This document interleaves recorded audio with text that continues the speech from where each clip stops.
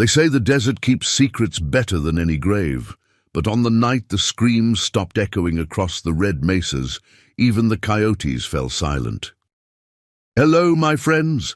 This is Malik Jefferson, narrator of Slave's Revenge, and today you will hear a story that will touch every part of your heart.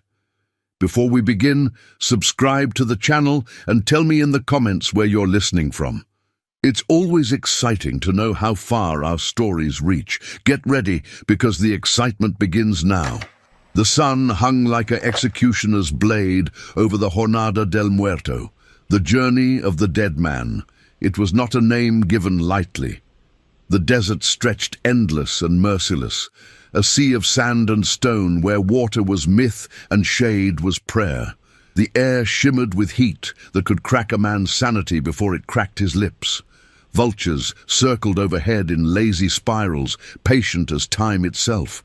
Nalin walked through this wasteland as if it were her garden.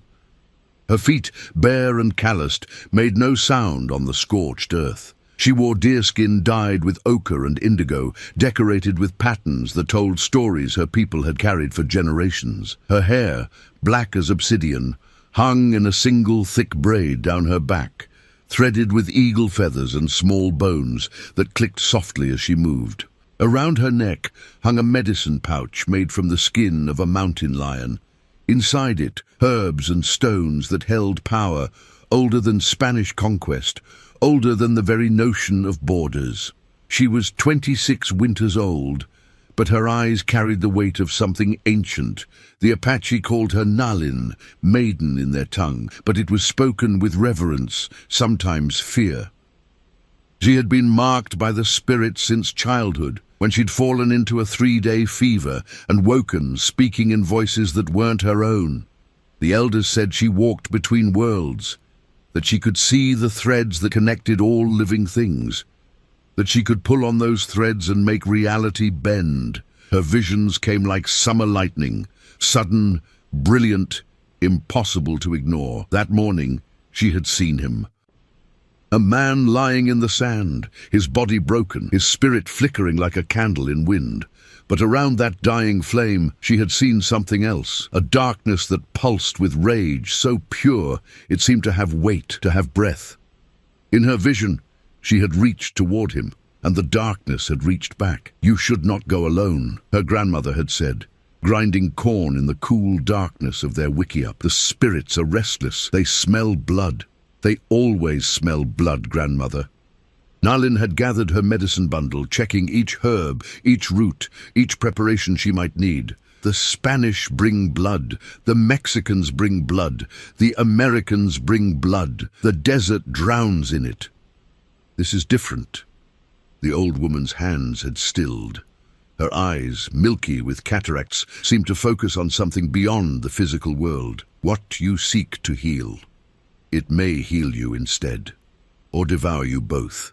But Nalin had already been walking toward the door, toward the vision, toward destiny.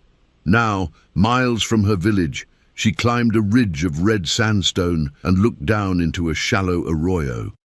The sun was directly overhead, turning the world into a furnace. Heat rose from the rocks in visible waves, distorting the air into liquid shimmer.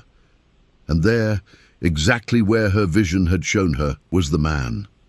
He lay on his side in the shadow of a boulder, the only shade for miles. His body was a map of brutality, back crisscrossed with whip scars, some fresh and weeping, others old and keloid.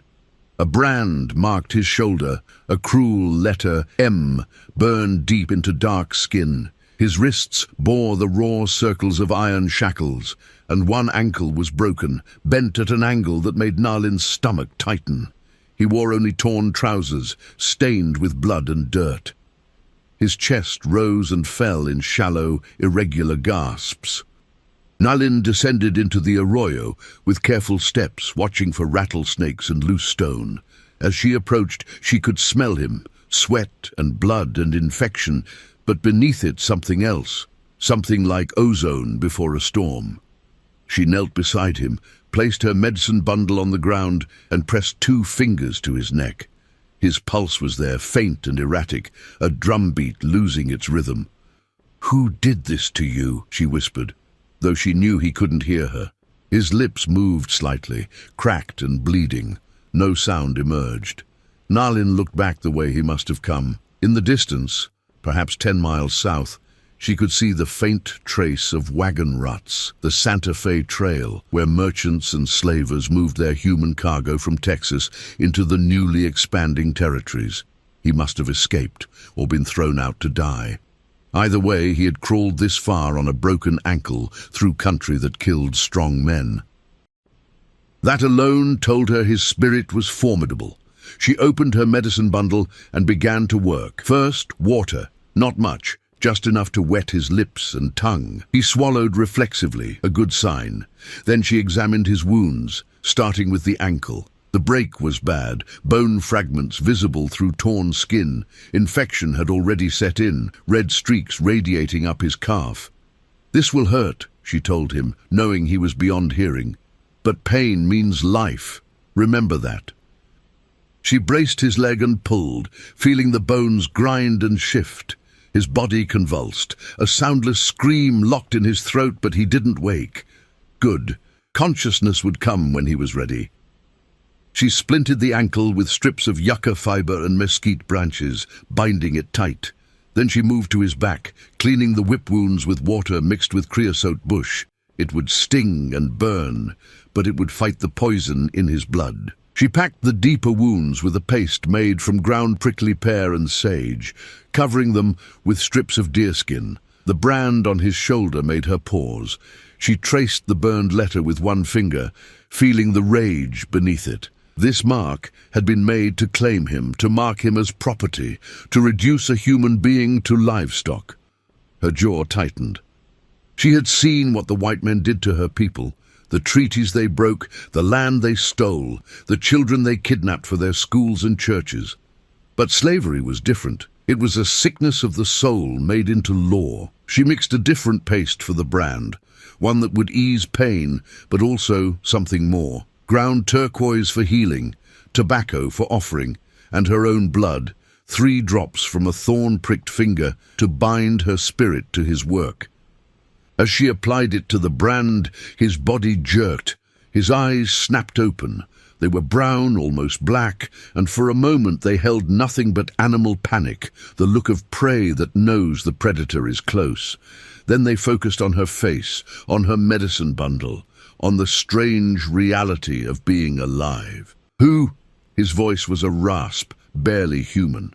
He tried to sit up and immediately collapsed, crying out as his broken ankle protested. "Don't move," Nalin said in Spanish, the trade language of the territory. "You are badly hurt. I am healing you." He stared at her, confusion and suspicion warring in his expression. Why?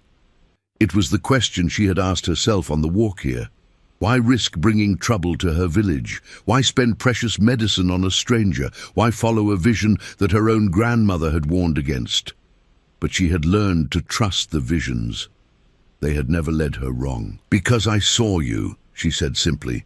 "The spirits showed me you were here. They told me you were meant to live." "The spirits," he laughed, a bitter, broken sound. "The spirits let me be born into chains. Let me be sold 3 times before I could walk. Let me be beaten until I forgot my own name." His eyes burned with a fury that seemed to heat the air between them. "If your spirits wanted me to live, they have a cruel sense of mercy." Nalin held his gaze. "Perhaps mercy is not what they offer. Perhaps they offer something else." "What?" She reached into her medicine bundle and pulled out a small clay cup. Into it, she poured water, then added crushed herbs, yarrow for courage, tobacco for vision, and something else, a dark powder made from mushrooms that grew in the high mountains, mushrooms her people used only in the most sacred ceremonies. "Drink this," she said. "It will help with the pain, and it will show you why you survived." He looked at the cup, then at her. "How do I know it's not poison?" "You don't," she smiled slightly. "But you are already dying. What have you got to lose?" For a long moment he considered. Then, with shaking hands, he took the cup and drank. The mixture was bitter, strong enough to make him cough, but he drained it all, handing the empty cup back to her. "Now what?" he asked. "Now we wait for the medicine to work." And then she began gathering her supplies, preparing to move him. "Then I take you somewhere safe, somewhere you can heal." "There is no safe place for someone like me." His voice was hollow, resigned. "Not in this territory, not anywhere the white man's law reaches." "Then it is fortunate," Nalin said, shouldering her bundle, "that my people do not recognize the white man's law. We have our own." She knelt beside him again, this time placing both hands on his chest, over his heart. She could feel it beating, stronger now, steadier. And beneath it, she felt what she had seen in her vision, that darkness, that rage, that potential for something terrible and necessary. "What is your name?" she asked. He was quiet for so long, she thought he might not answer. The herbs were beginning to work. She could see it in his eyes, the way they softened and dilated, the way his breathing deepened. "I don't remember," he finally said. "They took it, beat it out of me, called me boy and anything else they wanted." "Then you will need a new name, one that you choose. And what good is a name when you're property?" Nalin's grip on his chest tightened slightly. "You are not property. Not anymore. Not here." She leaned closer, her voice dropping to something between prayer and promise. "The desert does not recognize chains. The wind does not recognize masters. And I do not recognize any man's right to own another." His eyes widened slightly as the herbs took full effect. The pain in his face was easing, replaced by something else. Awareness, clarity, and something that might have been hope, if hope hadn't been beaten out of him years ago. "Can you stand?" she asked. "I don't know. Try." She helped him to his feet, or tried to. His broken ankle couldn't bear weight, and his legs shook with weakness and fever. But there was strength in him still, core strength that had survived everything they'd done to him. With Nalin supporting his weight, he managed to stay upright. "My village is 7 miles north," she said. "Can you walk that far?" He looked at the distance, at the desert stretching endlessly under the merciless sun, at his own broken body. Then he looked at her, this strange woman with fierce eyes and gentle hands who had appeared like a vision in his dying moment. "I crawled 10 miles to get here," he said. "I can walk 7 more." They began to move, slowly, painfully. Nalin matched his limping pace, never rushing, never complaining about the weight. The sun beat down on them both, but she knew this desert, knew where to find shade, where the air moved cooler, where to rest without wasting time.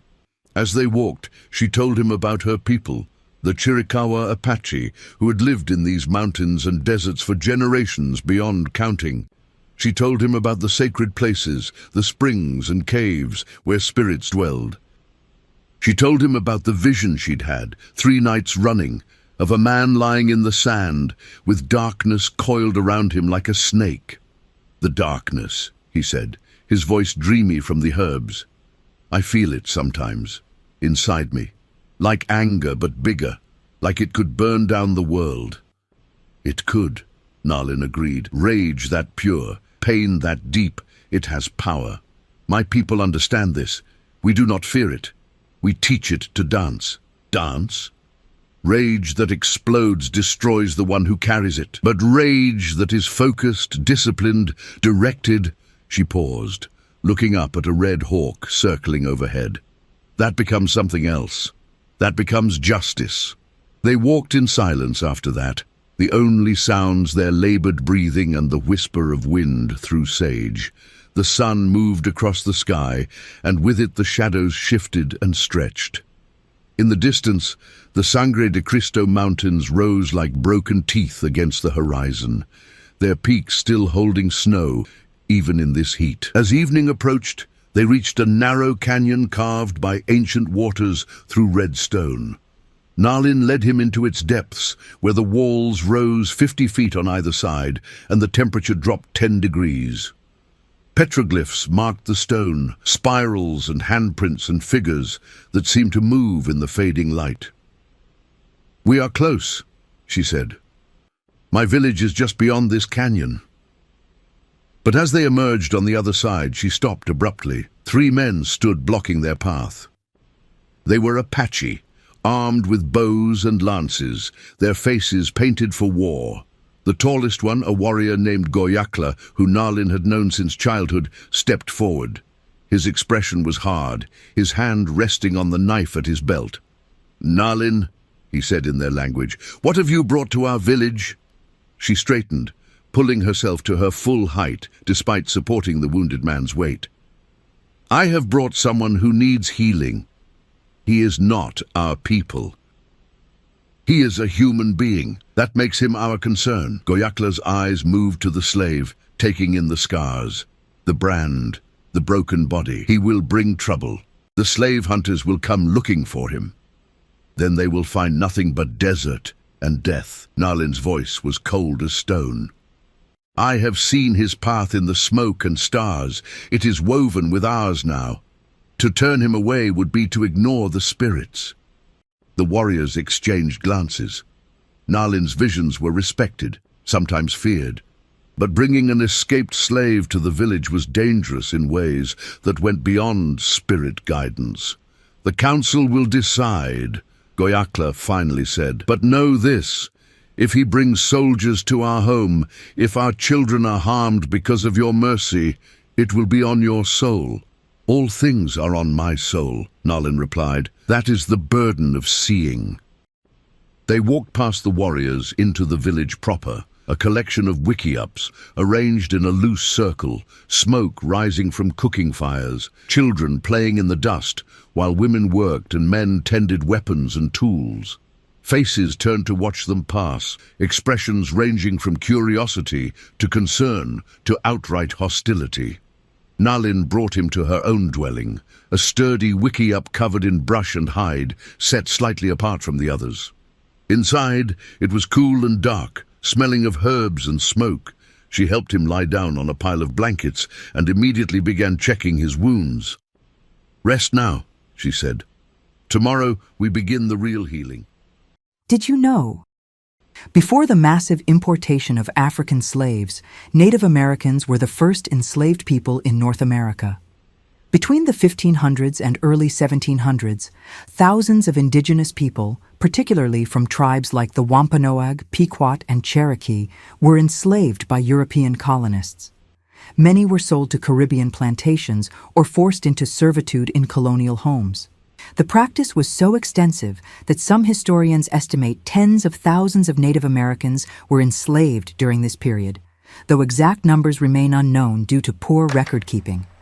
"What is real healing?" he asked, his voice already fading into exhausted sleep. Nalin looked at him in the firelight. This broken man she had pulled from death's door, this stranger the spirits had sent her. She thought about the darkness coiled inside him, about the rage that could burn down the world or reshape it. "Real healing," she said softly, "is not making the pain go away. It is teaching it to serve you instead of consuming you. It is taking what was done to you and transforming it into what you will do to them." But he was already asleep, his breathing deep, and even for the first time in who knew how long. Nalin sat beside him through the night, feeding the fire, mixing medicines, and thinking about the vision that had brought them together. In it, she had seen them standing side by side on a ridge overlooking a burning plantation.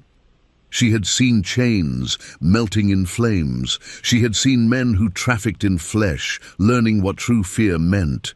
The vision had not shown her if they survived. It had only shown her that their work was necessary.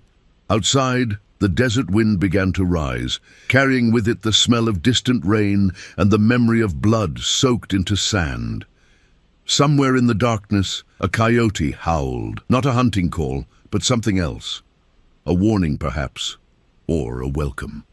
Nalin closed her eyes and prayed to the spirits that had guided her to this moment. She thanked them for the strength to act on vision, even when wisdom counseled hesitation. And she asked them for one thing more. Give him a reason to live beyond revenge. Give us both a path that leads somewhere other than death. The fire crackled and popped, sending sparks upward into the smoke hole. In its shifting light, the shadows on the walls seemed to dance like warriors preparing for battle. 7 nights passed before the fever broke. Nalin spent every hour of those 7 nights beside him, leaving only to gather fresh water or prepare medicine. She fed him broth made from deer bones and wild onions, spooning it between cracked lips when he was too weak to swallow on his own. She changed the dressings on his wounds 3 times daily, watching for the red streaks of infection that meant death was still reaching for him. She sang healing songs her grandmother had taught her, songs in the old language that called to the spirits of mountain and sky. On the 3rd night, he spoke in his sleep. Not words exactly, more like sounds torn from some deep place where language couldn't reach. They were the sounds of suffering so profound it had become part of his bones. On the 5th night, he screamed. Nalin had been dozing when it happened, jerking awake to find him thrashing in the blankets, eyes wild and unseeing. She held him down with her body weight, speaking steadily in Apache and Spanish, trying to pull him back from wherever his mind had gone. "You are safe," she repeated. "You are here. You are healing." Eventually, the thrashing subsided. His eyes focused on her face, recognition flickering like a candle flame. "Where?" he managed to rasp. "Apache village. Chiricahua. You have been sick with fever." He closed his eyes. "Thought I died. Thought this was after." "Not yet." She released him, settling back on her heels. "Though you came close, your body was fighting 3 infections at once. Lesser men would have died. Maybe dying would have been easier." "Easier, yes. Better, no." She poured water into a clay cup and helped him drink. He was stronger now. She could feel it in the way he held himself, the way his hands no longer trembled quite so badly. The worst of the poison was leaving his body, carried away by herbs and prayer and his own stubborn will to survive. "The people here," he said after drinking his fill, "they don't want me here." Nalin didn't lie. "Some do not. They fear you will bring trouble." "They're right to fear that." His jaw tightened. "Men like me, we're worth money. They'll come looking. Let them come." Nalin's voice held an edge that made him look at her more carefully. "This is not their land, no matter what their papers say. This is Apache land. We do not recognize their treaties or their laws, and we do not surrender people to slave hunters. You say that now, but when they arrive with guns, we have guns too. And we know this desert in ways they never will."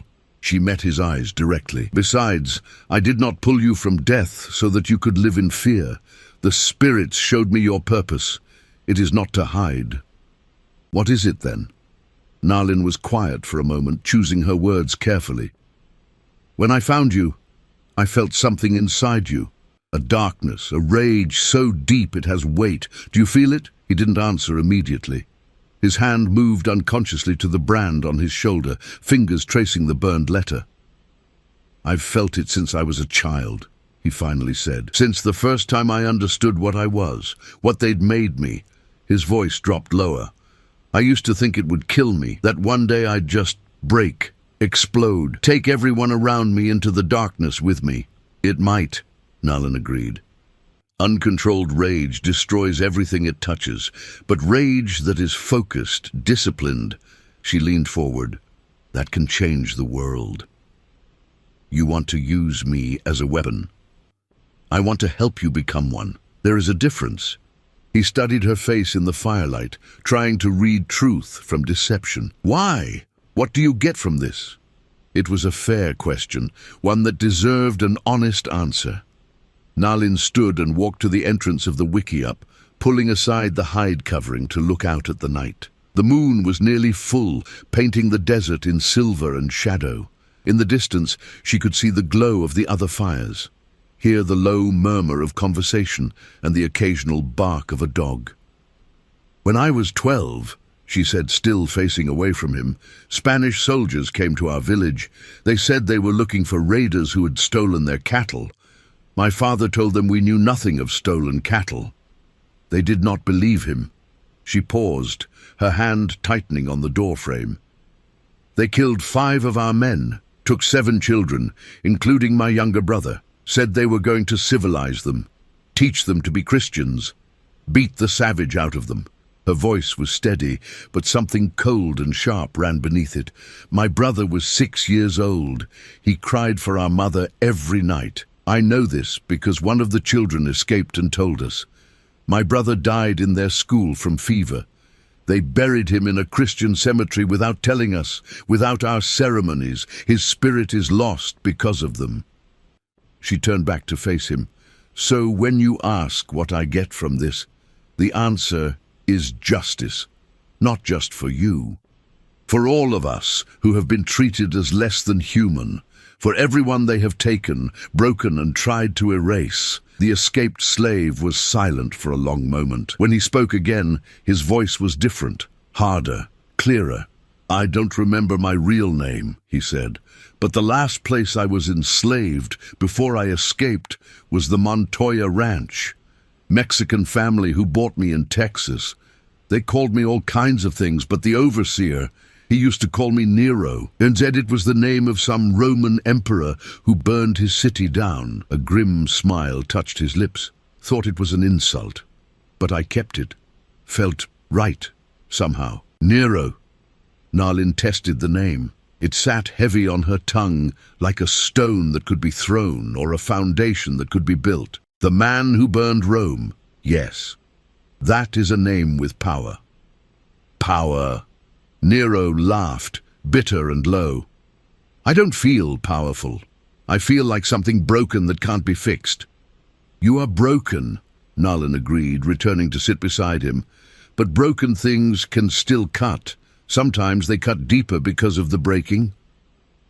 She reached into her medicine bundle and pulled out a small leather pouch.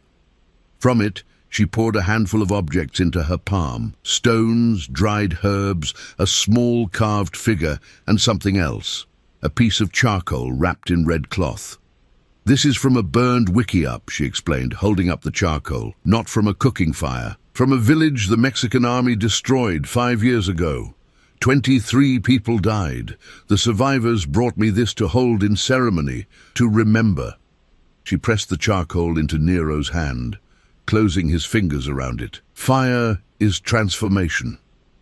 It takes what is and makes it into something new. Wood becomes ash. Ash becomes soil. From soil grows new life. Her eyes held his. You have been burned, Nero, branded, scarred, broken by fire. But you are not ash. Not yet. You are still burning. And what you burn can be your choice. Nero stared at the charcoal in his hand. It left black marks on his palm, dark as the brand on his shoulder. What if I want to burn everything? He asked quietly.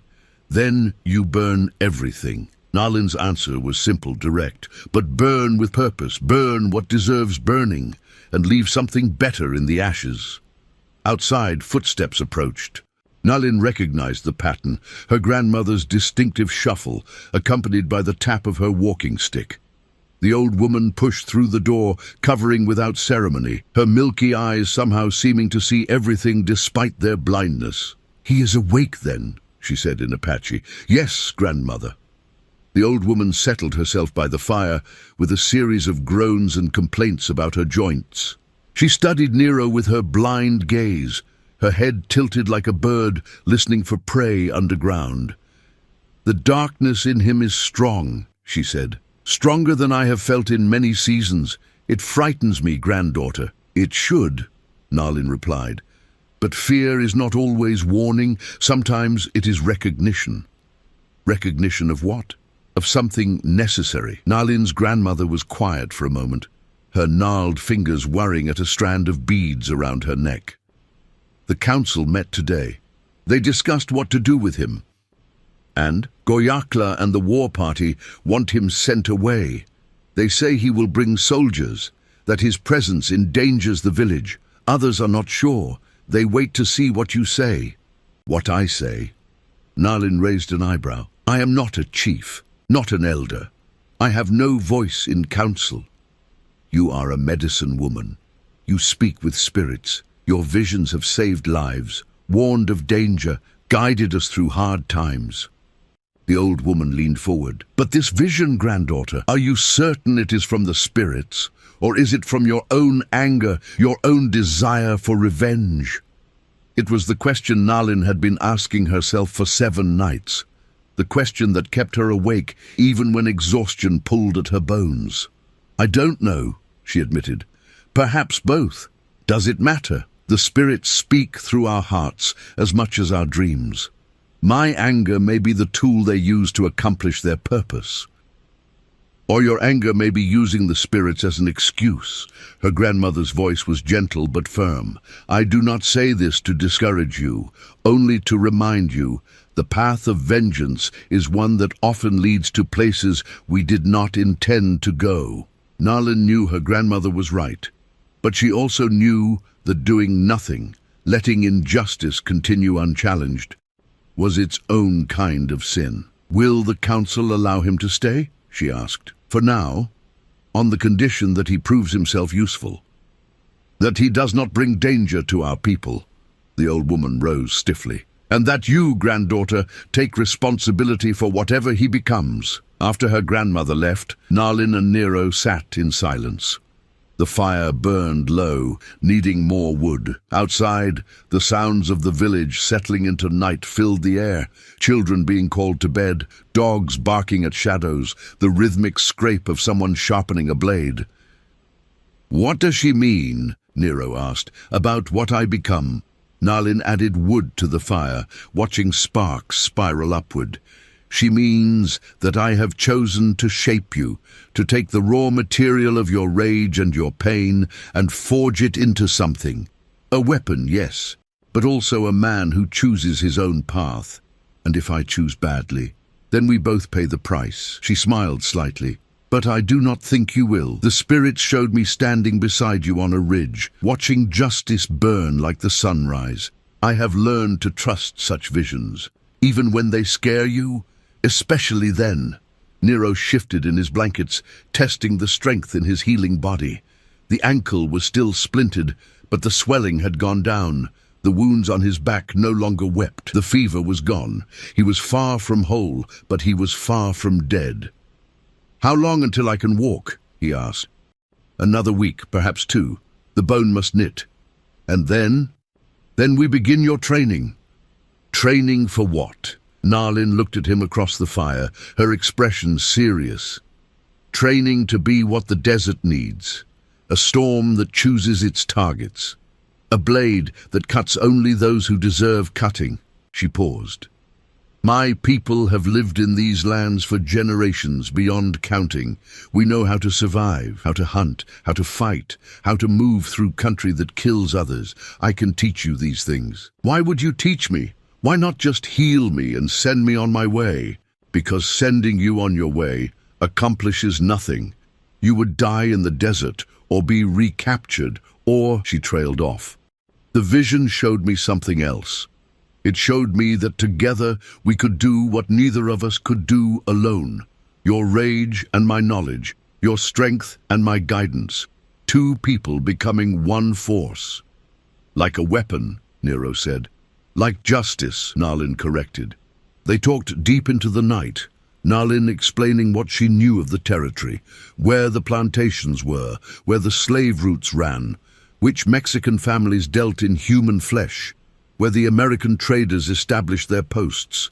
She told him about the underground network of people who helped escaped slaves, though it was fragile and incomplete in this territory. The land itself is the best protection, she explained. Know the water sources, know the hidden trails, know where the Apache are welcome and where we are hunted. This knowledge is power greater than any weapon. As the fire burned down to coals, Nero spoke. There were others at the Montoya Ranch. 23 slaves last I counted. They're still there, still being worked like animals, beaten, branded. You want to go back for them? It wasn't a question. I got out. They didn't. That sits heavy on me. His hand moved to his chest, over his heart. If I'm going to be this weapon you want to forge, shouldn't it be used to free others? Nalin felt something shift inside her chest. Recognition, satisfaction, confirmation. This was what the spirits had wanted her to see. Not just a man seeking revenge, but a man seeking redemption through action. Yes, she said simply, but first you must be able to walk, to fight, to survive what is coming. The Montoya Ranch is 3 days' ride south. It is heavily guarded. Going back requires planning, preparation, and patience. I've been patient my whole life, Nero said bitterly. Patience gets you nothing but more suffering. Patient like a stone is patient, Nalin agreed. Waiting passively for the world to change. That is the patience of the powerless. But there is another kind of patience, the patience of the hunter who watches and waits for the perfect moment to strike. The patience of the seed that endures winter to bloom in spring. That is the patience of the powerful. She leaned forward, her voice dropping to something between promise and prayer. I will teach you to be patient like a hunter, like a storm gathering strength, and when you are ready, when we are ready, we will return to that ranch, and those 23 people will taste freedom. And the Montoyas? The Montoyas, Nalin said, will learn that some debts can only be paid in blood and ashes. Nero smiled for the first time since she'd found him. It was not a happy smile. It was the smile of a man who had finally found purpose in a world that had tried to grind purpose out of him. When do we start? He asked. We already have, Nalin replied. From the moment I touched your chest in the desert and felt the darkness inside you, from the moment you chose to live instead of die, we have been starting since then. Now, we simply continue. She reached across the fire and placed her hand over his heart again, feeling it beat strong and steady. The darkness was still there, coiled and waiting, but now it had shape, direction, purpose. Sleep now, she said. Tomorrow the real work begins. Tomorrow I teach you to walk like an Apache, to see like an Apache, to fight like an Apache. And when you are ready, we will teach the slavers what it means to be hunted. Nero closed his eyes, his breathing evening out into sleep. But his hand remained on his chest, over Nalin's, holding on to that connection, like a man holding on to the only solid thing in a shifting world.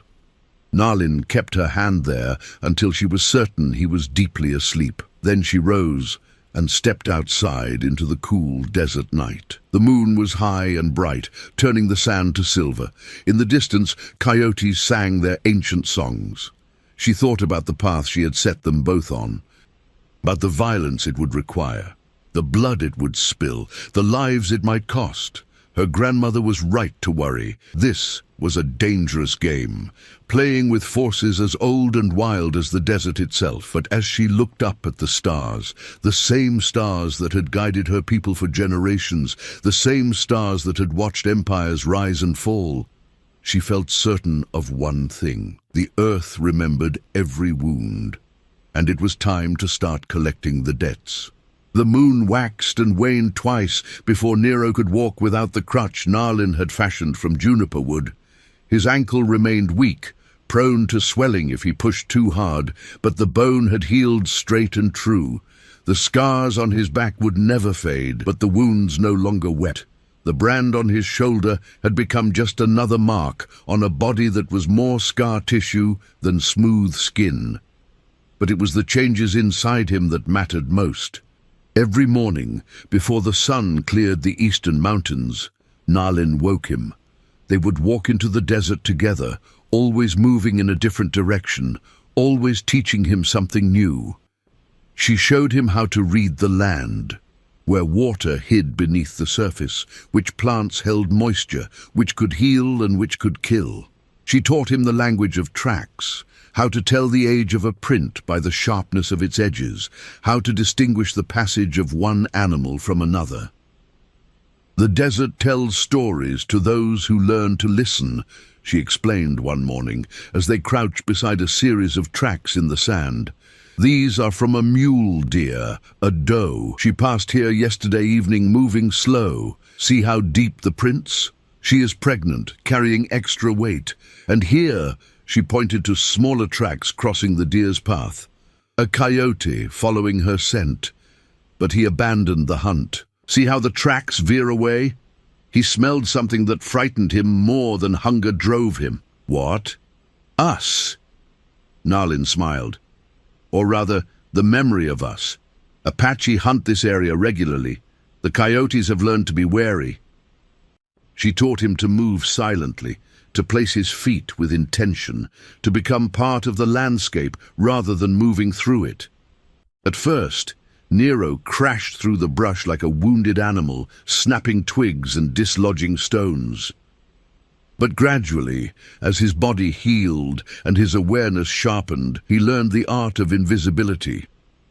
Your people's way of moving through the world, Nalin explained during one lesson, is to dominate it, to clear paths, build roads, announce your presence.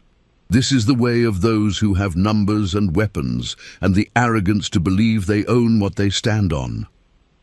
She gestured to the empty desert around them, to the subtle trails only visible if you knew how to look. Our way is different.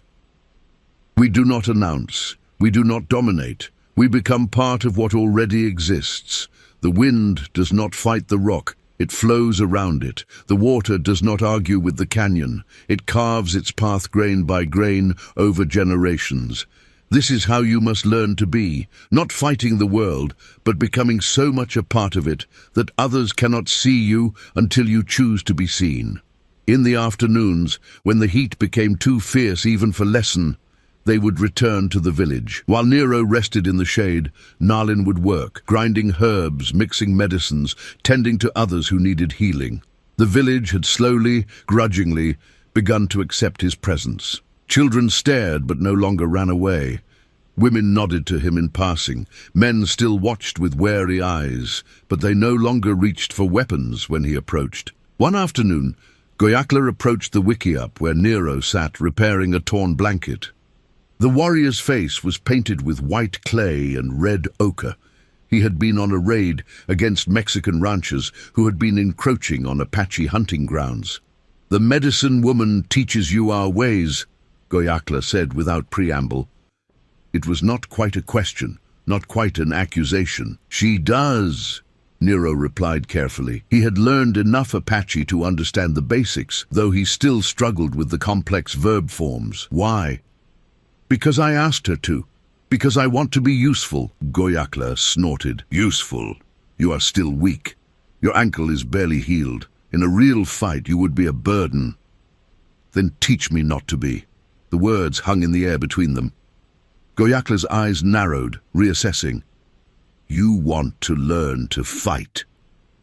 I want to learn to survive, to be strong enough that no one can ever chain me again." Nero met the warrior's gaze directly. "And yes, I want to learn to fight, to make the people who hurt me pay for what they did. Revenge is a poor teacher." "Then what's a good one?" Goyakla considered this. Behind him, other warriors were returning from the raid, carrying supplies taken from the Mexican ranchers, food, blankets, a few rifles. They called out greetings to him, joked about his kills, celebrated their success. "Duty," Goyakla finally said. "Purpose. Understanding that you fight not for yourself alone, but for something larger." He paused. "Nalin's brother was taken by the Spanish. Did she tell you this?" "She did." "And did she tell you what happened to him?" "He died in their school." "Yes, but before that," Goyakla's expression darkened. "Before that, they tried to beat our language out of him, our customs, our gods. They tried to make him into something he was not. He resisted. They beat him harder, and when he still resisted, they locked him in a room without food or water until he learned to pray their way." The warrior's hand tightened on his lance. He was 6 years old. He died praying to Jesus, calling for his mother in Spanish because they had beaten the Apache out of him. When Nalin learned this, she did not eat for 7 days. She sat in the desert and spoke with the spirits. When she returned, she was changed. The girl who laughed and played was gone. In her place was the medicine woman you know, powerful, dangerous, walking between worlds. Goyakla looked at Nero directly. She sees her brother in you, another person broken by the white man's world. She thinks she can save you where she could not save him, but be warned. If you betray that trust, if you bring harm to this village through carelessness or cowardice, I will kill you myself, slowly. Do you understand? I understand, Nero said, and I give you my word. I will die before I let harm come to these people through my actions. Words are wind. Show me through deeds. The next morning, Goyakla appeared before dawn with a lance in hand. He threw it at Nero's feet. If you want to learn to fight, he said, then fight. For the next month, Nero's real education began. Goyakla was a brutal teacher, showing no mercy for weakness or hesitation. He drilled Nero in the use of the lance, the bow, the knife, and bare hands. He taught him that Apache fighting was not about brute strength, but about speed, deception, and striking from unexpected angles. You are not a bear, Goyakla said after knocking Nero flat for the third time in as many minutes. Bears fight with power, meeting force with force. You are a coyote. Coyotes survive by being clever, by attacking when the enemy is distracted, by knowing when to fight and when to flee. He pulled Nero to his feet and immediately swept his legs again, dropping him back into the dust. And coyotes never, ever fight fair. Nalin watched these lessons from a distance, pleased to see Nero growing stronger, faster, more confident. But she also saw something else, the way the darkness inside him was being given shape and direction. The rage was still there, coiled tight in his chest, but now it had discipline. Now it had focus. One evening, after a particularly hard day of training, Nalin brought him a special tea made from herbs that eased muscle pain. They sat together outside her wickiup, watching the sun set over the western mesas. You are doing well, she said. Goyakla told me you landed a strike on him today. First one to do so in years. Nero smiled slightly, touching his ribs where the warrior's counterstrike had landed. He made me pay for it. Of course. That is how you learn. She poured the tea, handing him a cup. But you are learning. In another month, you will be ready. Ready for what? Nalin looked at him, her expression serious. Ready to go back, to the Montoya ranch, to free the ones you left behind. Nero's hand tightened on the cup. You mean it? I do not say things I do not mean. She pulled a rolled hide from inside her tunic and spread it on the ground between them. On it was drawn a crude map, the river systems, the mountains, the trails, and in the center, a collection of buildings marked with an X.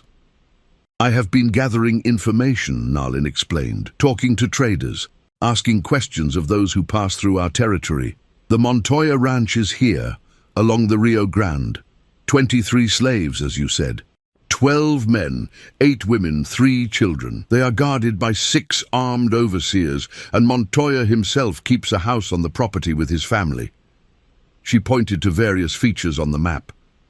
The slaves sleep in 2 barracks here and here. The overseers rotate watches, but they are lazy, complacent.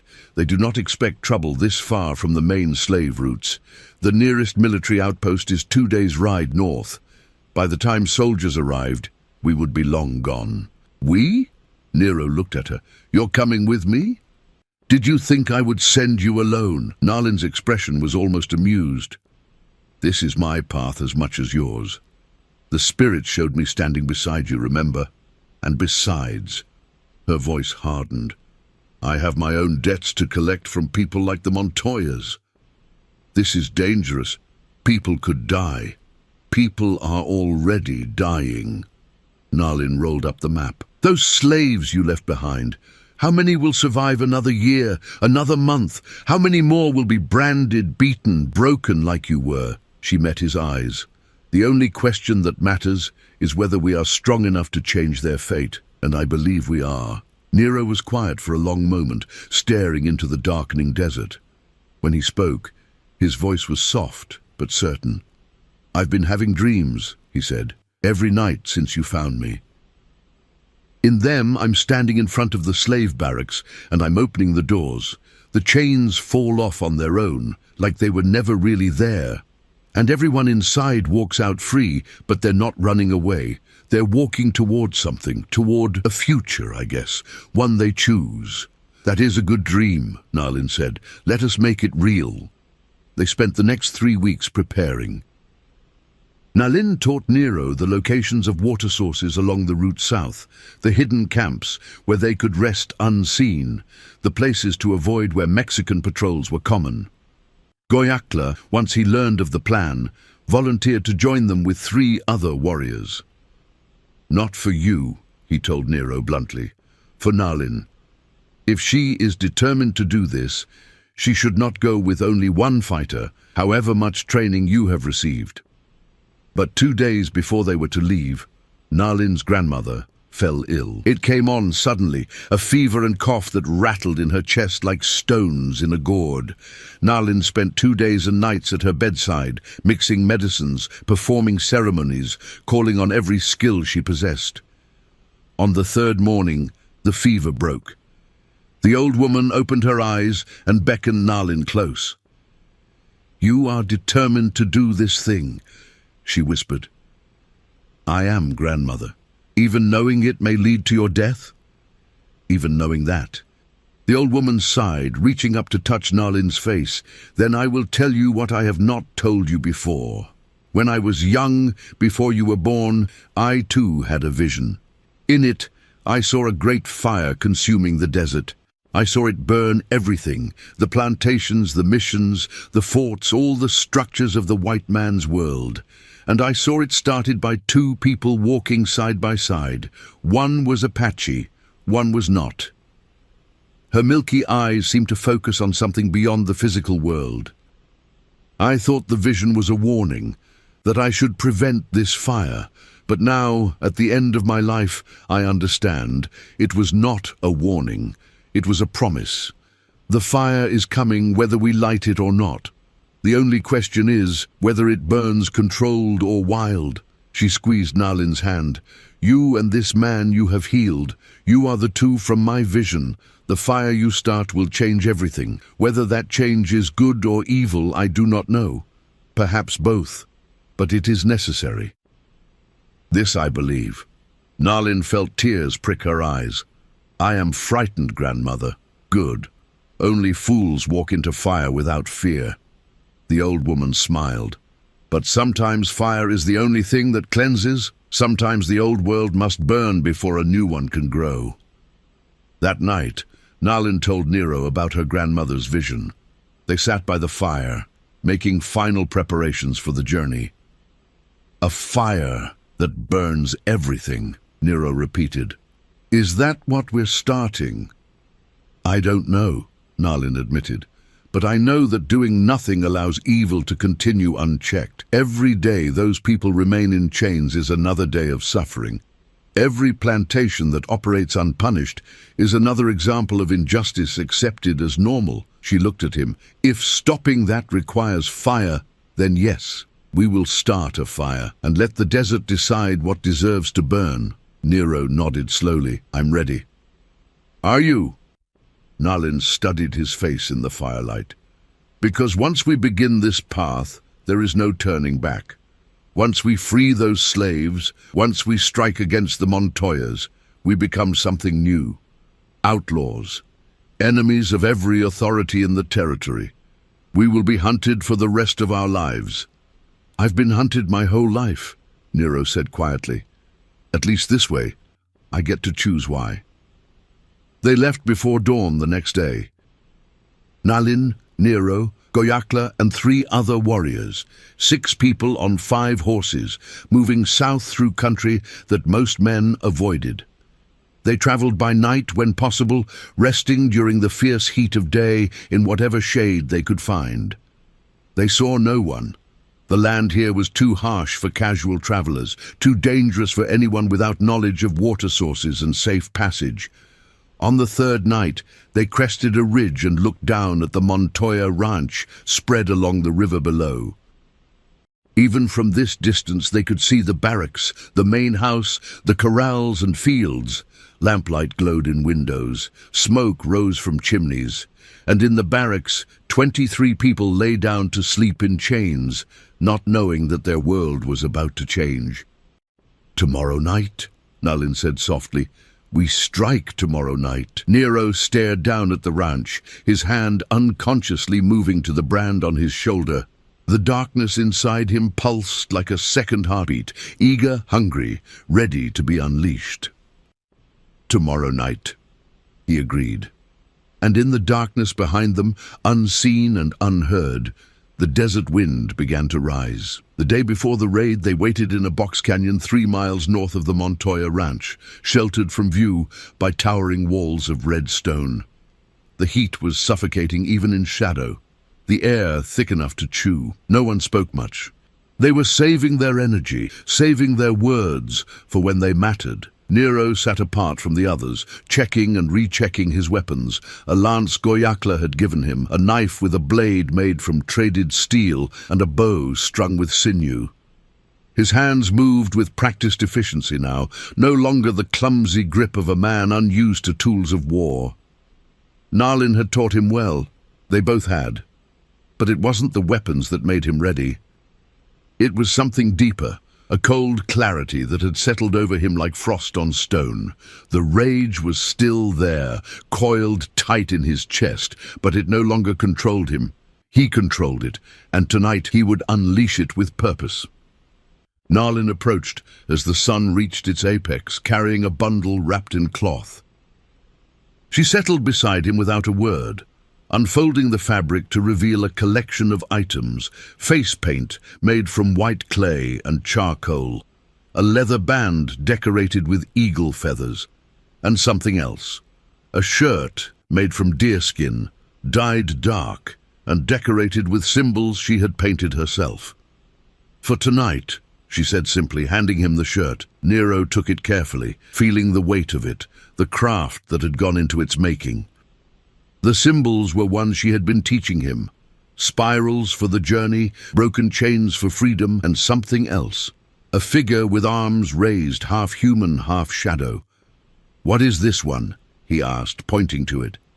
"It is you," Nalin said, "or what you are becoming, a man standing between two worlds, the one that broke you and the one you are building.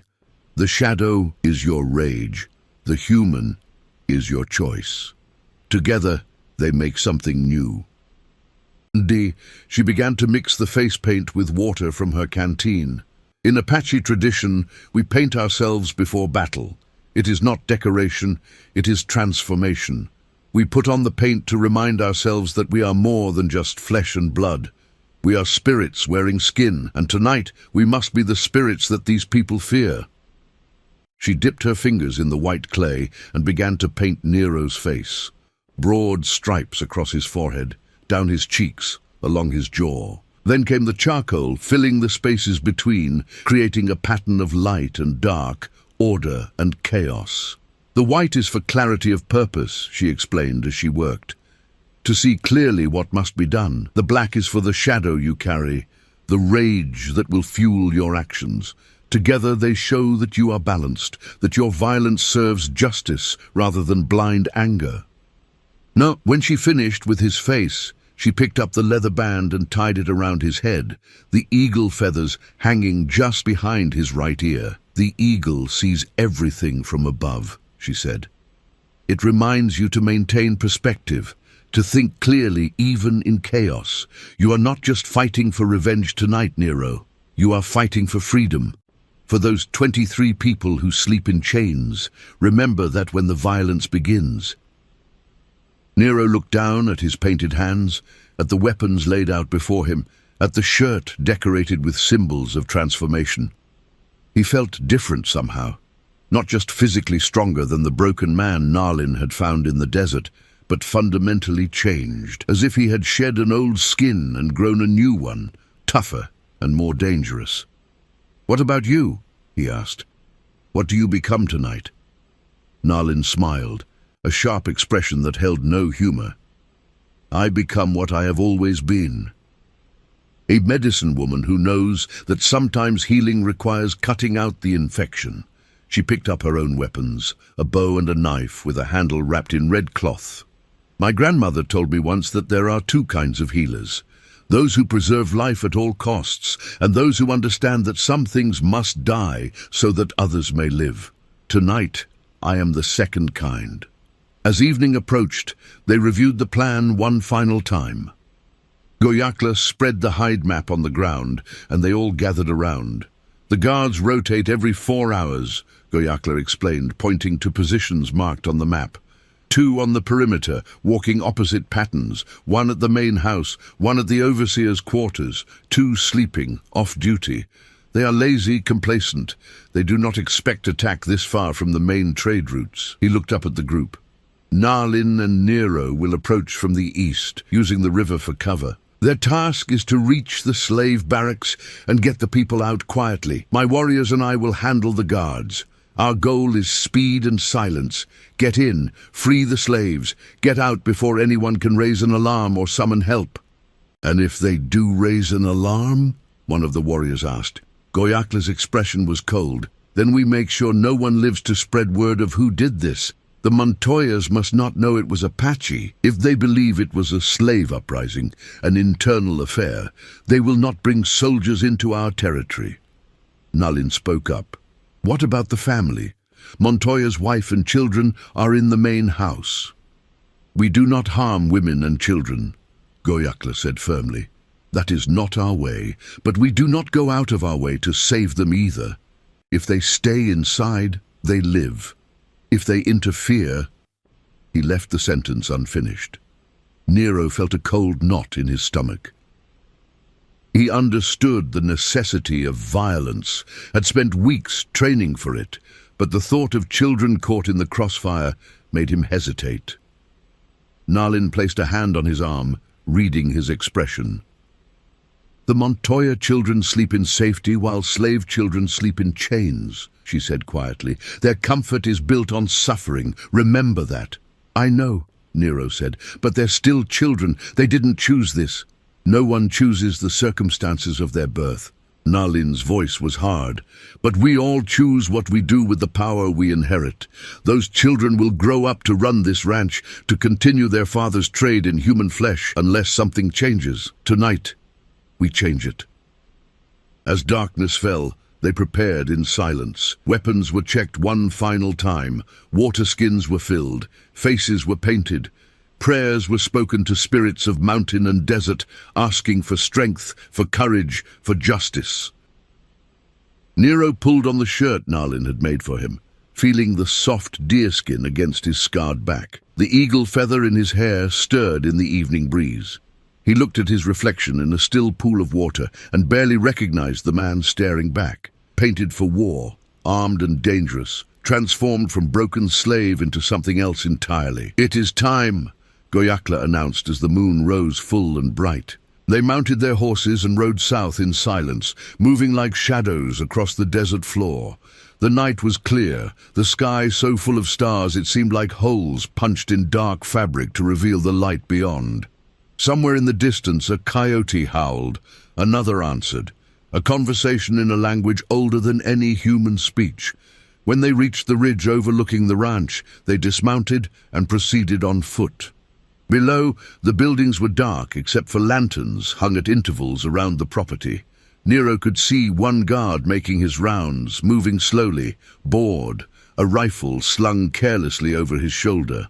Goyakla assigned positions with hand signals. 2 warriors would take the walking guards. 1 would watch the overseer's quarters. Goyakla himself would position near the main house to prevent anyone from escaping to raise an alarm. Did you know? During the 1850s-1880s, Apache warriors, particularly under leaders like Geronimo and Victorio, frequently raided ranches, plantations, and settlements across the southwest borderlands. Historical records document instances where Apache raiders would free enslaved African Americans during these attacks, sometimes integrating them into their bands. The Apache, who themselves were victims of Spanish and later American slave raids, particularly targeting their children, saw a common cause with escaped slaves.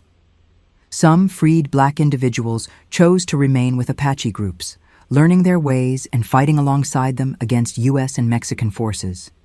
Mexican and American authorities were particularly concerned about these alliances as they undermined the slave system and created experienced, motivated fighters who knew both Apache guerrilla tactics and the vulnerabilities of settler communities.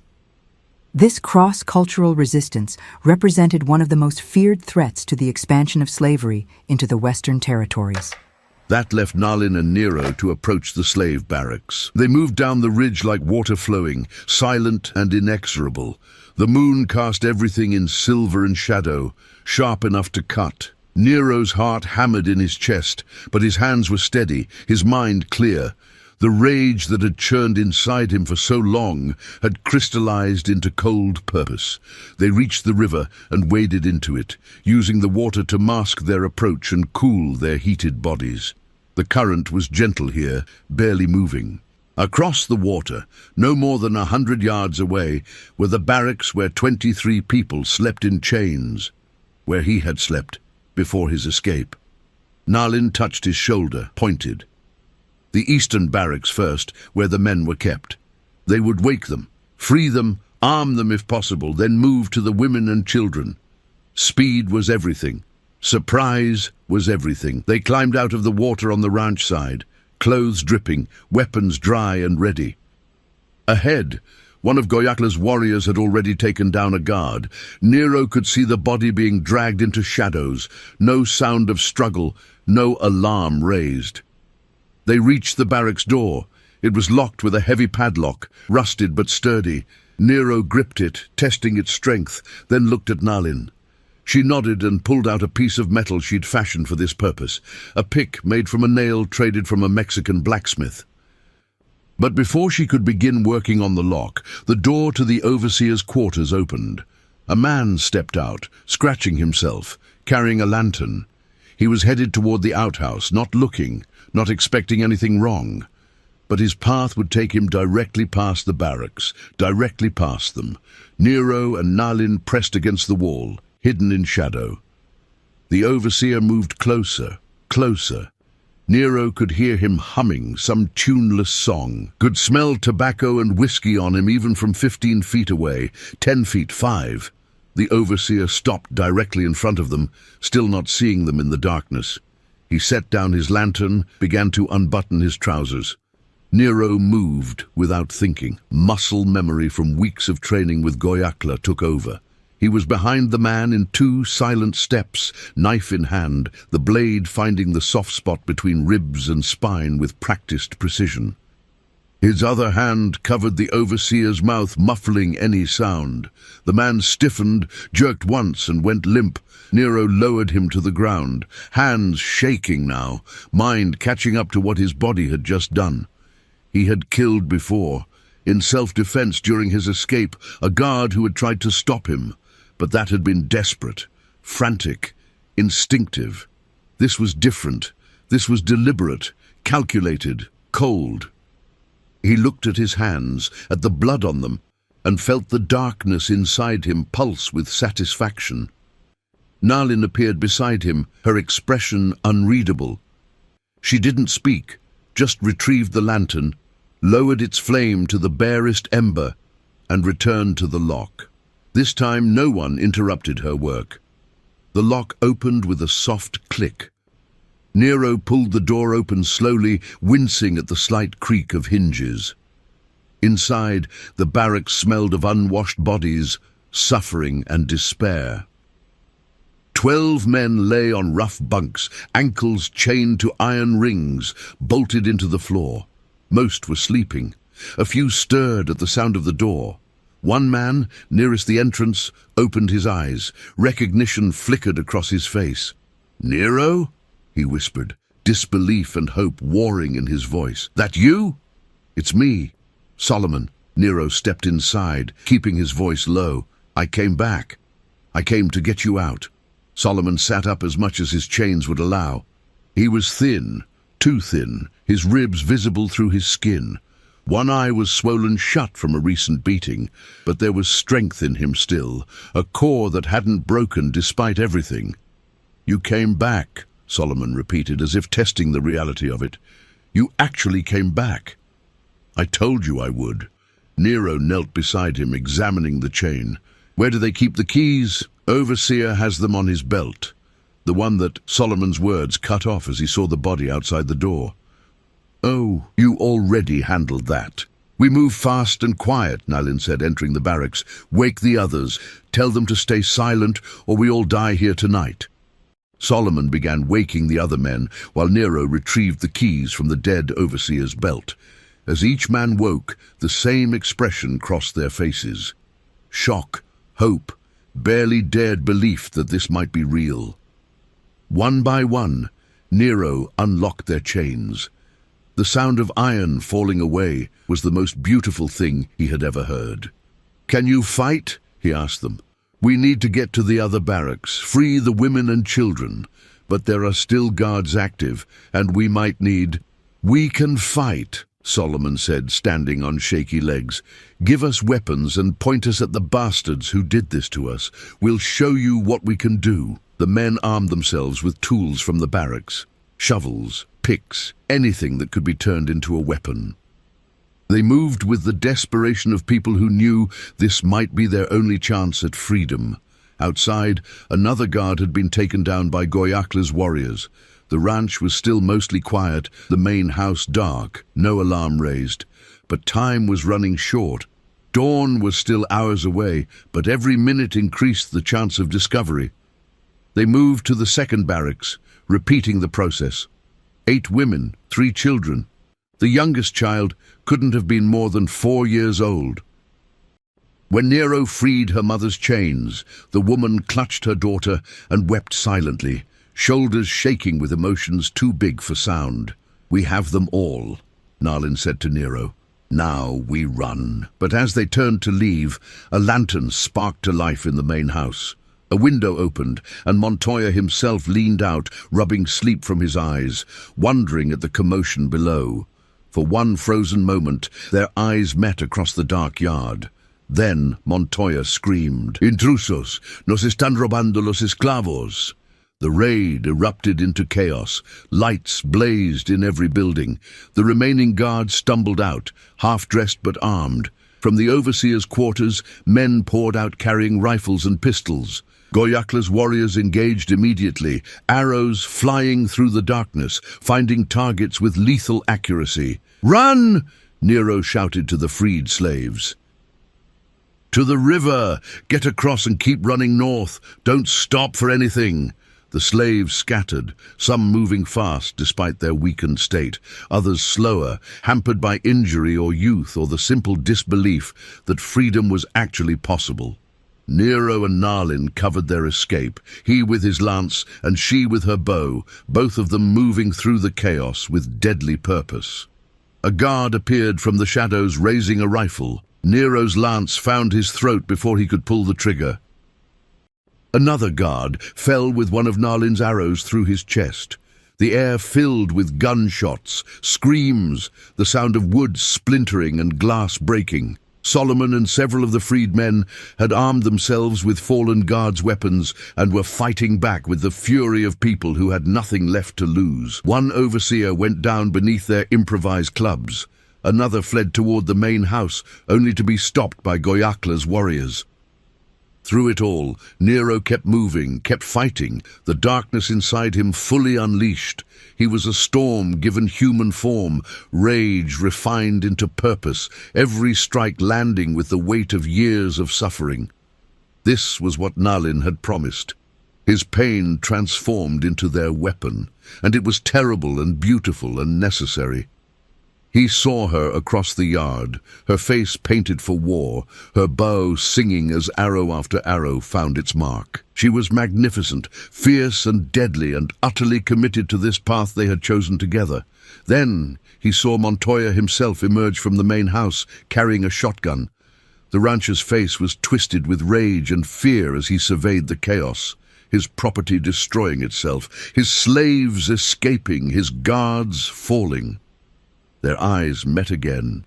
And in that moment, Nero saw recognition. Montoya remembered him, remembered the slave who had escaped months ago, remembered the beating he had ordered, the brand he had applied. Montoya raised the shotgun, aiming directly at Nero's chest. Time seemed to slow. Nero saw the man's finger tighten on the trigger, saw the barrel leveled at his heart, saw his own death approaching with inevitability of sunrise. Then Nalin was there, moving faster than thought, her body between Nero and the gun. The shotgun roared. She stumbled, fell, blood blooming across her shoulder like a terrible flower. No! Nero's scream was torn from somewhere primal, somewhere beyond language. He launched himself at Montoya with all the fury he had been storing for a lifetime. They collided hard, both going down in the dust. The shotgun skittered away. Montoya tried to reach for it, but Nero was faster, stronger, fueled by rage, so pure it gave him strength beyond what his body should possess. His hands found Montoya's throat. He squeezed. "You branded me," Nero growled, his voice barely human. "You beat me. You tried to break me, but I'm still here, and you—" He squeezed harder. "You're done." Montoya's face turned purple, his hands clawing uselessly at Nero's grip. His eyes bulged, terror and disbelief written across his features. This couldn't be happening. Slaves didn't fight back. Property didn't rebel. The natural order of things. His eyes went empty. His body went limp. Nero held on for several seconds longer, making sure. Then he released Montoya's corpse and turned to find Nalin. She was sitting against the barracks wall, one hand pressed to her shoulder where the shotgun blast had caught her. Blood seeped between her fingers, dark and glistening in the firelight. Her face was pale but calm, her eyes clear. "I'm all right," she said before he could speak. "The shot scattered. Painful, but not fatal. You took a bullet for me." "I took a bullet to ensure our success." She winced as Goyakla appeared beside them, quickly examining the wound. "If you had died, this whole thing would have been meaningless. The freed slaves need someone who understands what they've endured, someone who can lead them to safety." "The slaves are across the river," Goyakla reported, "all 23, heading north as instructed. My warriors are covering their escape. We have killed all the guards and overseers, but we must go now. Before anyone from the surrounding ranches hears the commotion and comes to investigate." He helped Nalin to her feet. She was unsteady but determined, refusing to show weakness. As they moved toward the river, Nero looked back at the ranch one last time. Bodies lay scattered in the dust. Buildings burned where lanterns had been knocked over in the fighting. The main house stood dark and silent. Montoya's family still inside, alive but forever changed. This was what they had done. This was what justice looked like when it came for those who traded in human flesh. And as they crossed the river and disappeared into the desert night, following the path of the freed slaves, Nero felt the darkness inside him settle. Not gone, never gone, but satisfied for now, purposeful. Behind them, the desert wind rose, carrying the smell of smoke and freedom across the empty land. The stars wheeled overhead, ancient and indifferent. And somewhere in the darkness, 23 people ran toward a future they would choose themselves. The storm had come, and the desert would remember. They traveled through the night and into the next day, moving north through country so harsh even the Mexican authorities rarely patrolled it. The freed slaves struggled to keep pace, weakened by years of forced labor and inadequate food, but they pushed forward with the desperation of people who knew capture meant death, or worse. Nalin rode in silence, one hand pressed to her wounded shoulder. Goyakla had packed the wound with herbs and bound it tight, but she had lost blood, and the pain was constant. Still, she refused to slow down or show weakness. Her face remained set in grim determination, eyes fixed on the horizon ahead. Nero rode beside her, watching her carefully. Every time she swayed in the saddle, his heart clenched. She had taken that bullet for him, had stepped between him and death without hesitation. That kind of sacrifice created a debt that could never be fully repaid, but it also created something else, a bond forged in blood and fire, deeper than friendship, stronger than alliance. They had walked through violence together and emerged changed. The medicine woman and the freed slave, two people becoming one purpose. By noon the next day they reached a box canyon Nalin knew, one with a hidden spring and caves where they could rest unseen. The freed slaves collapsed in the shade, too exhausted to celebrate their freedom, too traumatized to fully believe it was real. Solomon found Nero sitting apart from the others, staring south toward the ranch they had left behind. "Never thought I'd see you again," Solomon said, settling beside him. "When you escaped, we all figured you were dead within a week. Desert doesn't forgive mistakes." "Almost was dead," Nero admitted. "She found me."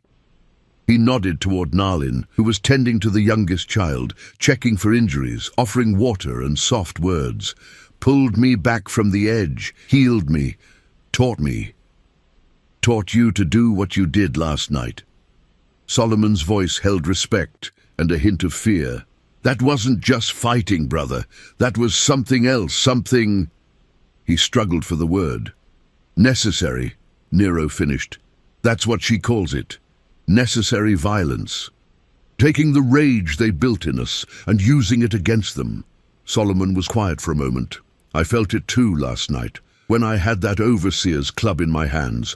All those years of being beaten, being treated like livestock, being told I was nothing. It all came out at once. I wanted to kill every one of them, would have if there'd been more time." "Is that wrong?" Nero asked. "To want revenge?" "Don't know if it's wrong or right. Just know it felt good in the moment." "And that scares me more than anything else that happened." Nalin approached, moving stiffly. Her shoulder was clearly paining her, but her expression remained calm. She settled beside them, accepting a water skin from Solomon. "You are all wondering what happens now," she said without preamble.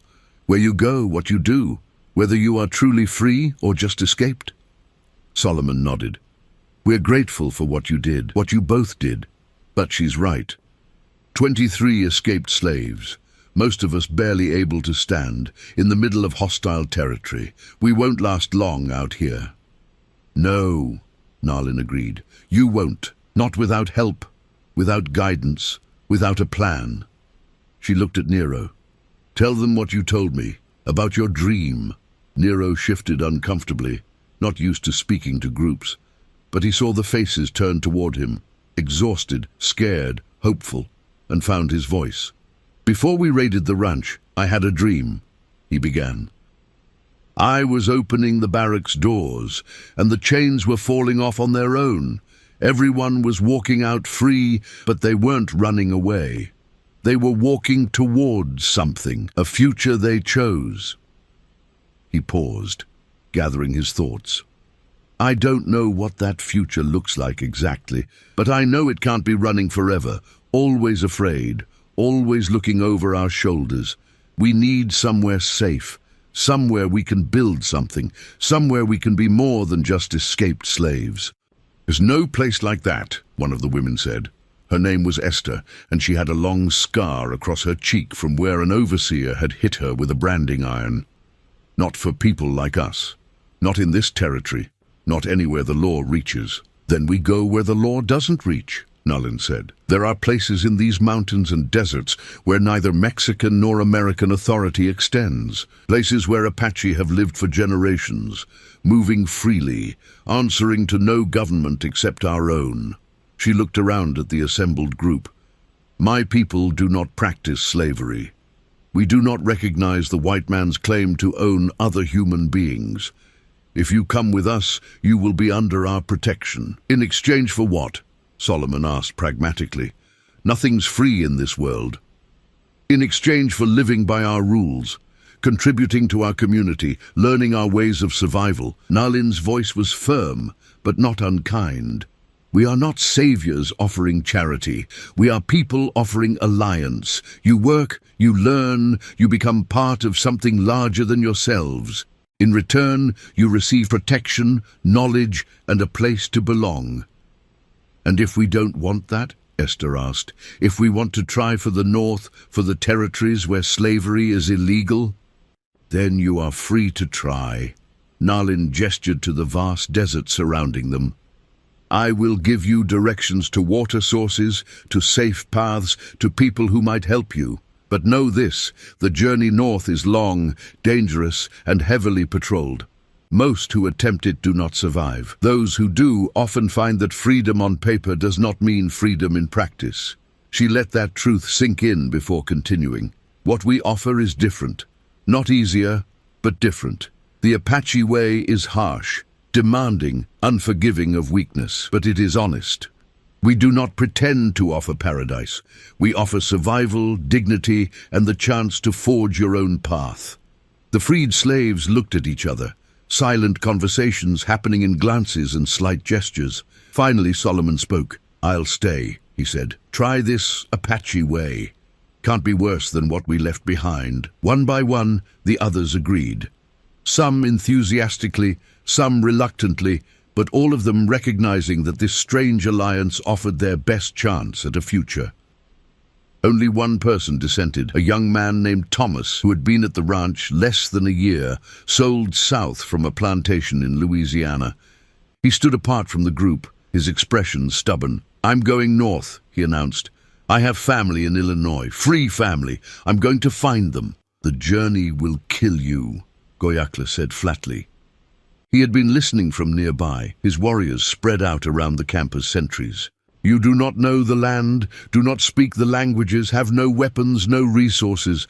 You will die of thirst, or be recaptured, or be killed by opportunists who prey on desperate travelers. Maybe, Thomas said, but it's my choice to make. That's what freedom means, right? Making your own choices, even stupid ones? Nalin studied him for a long moment, then nodded.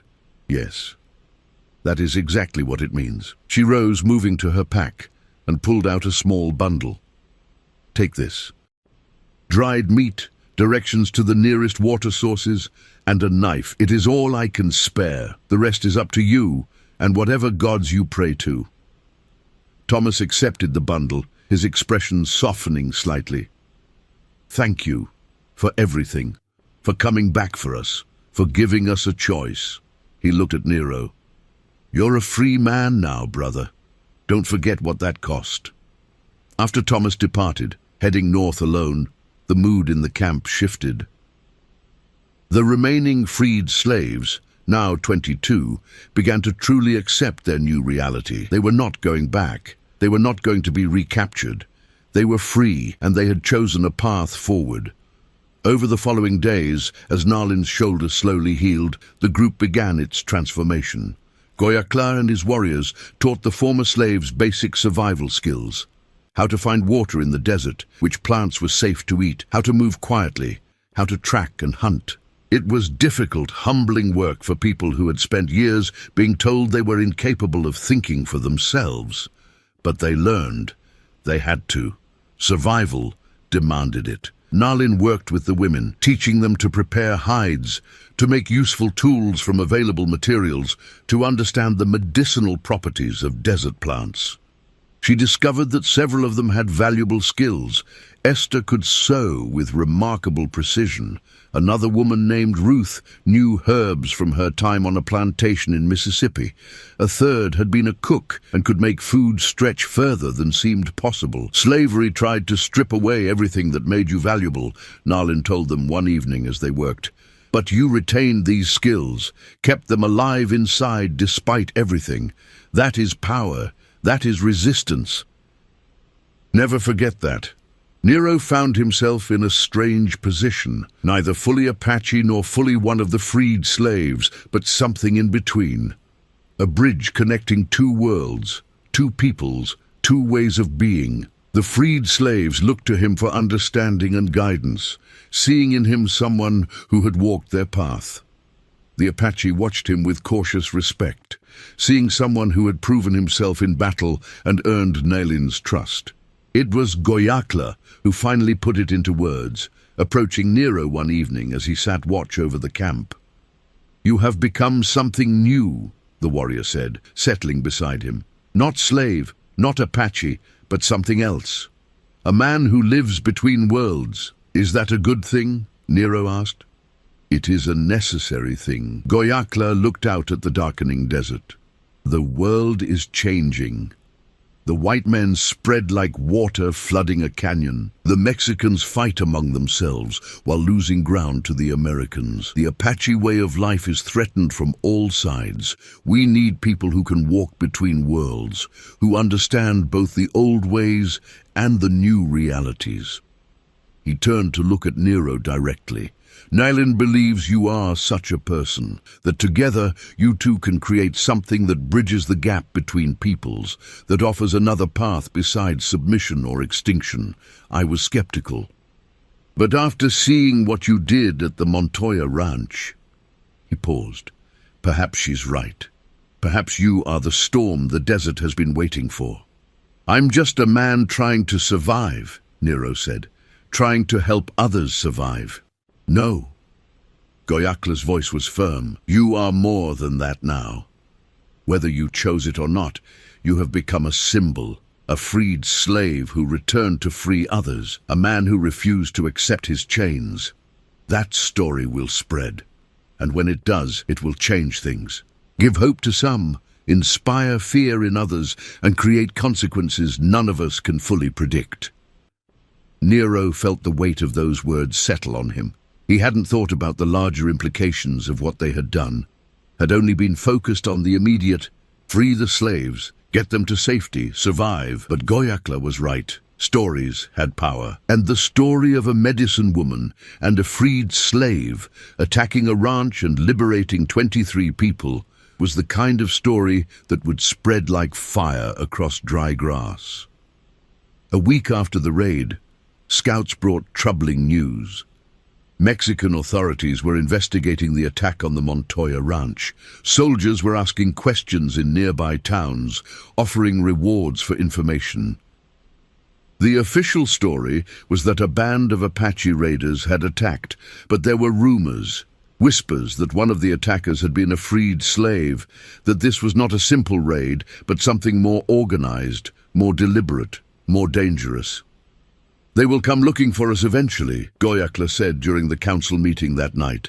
The freed slaves had been invited to attend, a sign that they were being integrated into the community. Not immediately, perhaps. But they cannot let this attack go unanswered. It sets a precedent they cannot afford, that slaves can fight back successfully, that they can find protection with native peoples, that the natural order can be disrupted. Then we prepare for them, Solomon said. He had taken to Apache ways with surprising enthusiasm, proving to be a quick learner and natural leader among the freed slaves. We fortify the village, set up sentries, prepare defenses. Defense is not the Apache way, one of Goyakla's warriors countered. We do not wait for attack in fixed positions. We are mobile, adaptive. We strike and disappear. That worked when it was just Apache, Solomon argued. But now you have 22 people who aren't trained warriors, who can't move fast or far. We're your weakness now, and we all know it. The uncomfortable truth hung in the air. The freed slaves were a liability, however much everyone wanted to pretend otherwise. They slowed the group down, required extra resources, and represented a clear connection between the Apache and the ranch attack. So what do we do? Esther asked. Turn ourselves in? Let ourselves be recaptured to protect you? No. Nolan's voice cut through the rising tension. She had been quiet until now, but when she spoke, everyone listened. We do not sacrifice people to convenience. That is the white man's way, the slaver's way. We are better than that. She stood, moving to the center of the circle, her wounded shoulder still stiff, but her presence commanding. Goyakla is right that we cannot simply hide and hope they do not find us. Solomon is right that the people we freed cannot yet survive as mobile warriors. Both truths exist at once, so we create a third way. She looked around the circle, meeting each person's eyes. We split up. The main Apache village continues its traditional movements, maintaining mobility and security. But we create a separate settlement, hidden deep in the mountains, where the freed slaves can stay while they train and strengthen. A place that is defensible, that has water and resources, but that is not connected to the main village. That divides our strength, Goyakla protested. No, it multiplies it. Nalin's eyes glinted in the firelight. Think.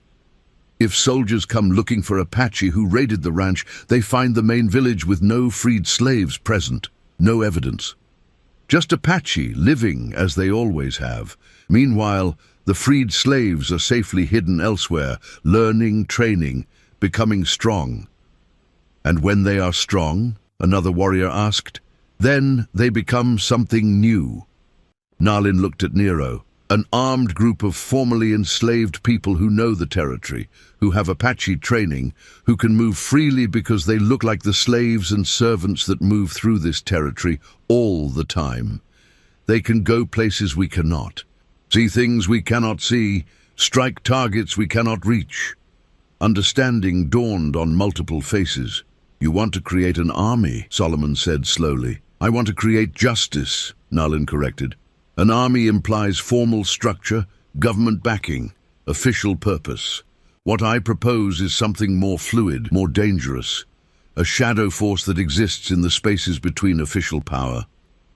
That strikes at slavery and oppression wherever it exists, then disappears back into the desert like morning mist.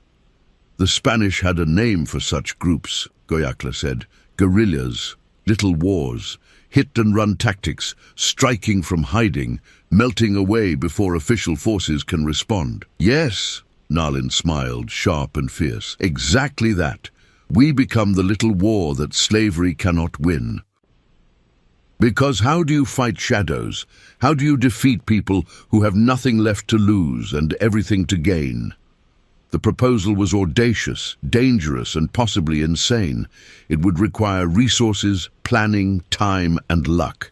It would make enemies of every authority in the territory. It would put all of them at constant risk of capture, torture, and death. And yet, looking around the circle, Nero saw the same expression on every face.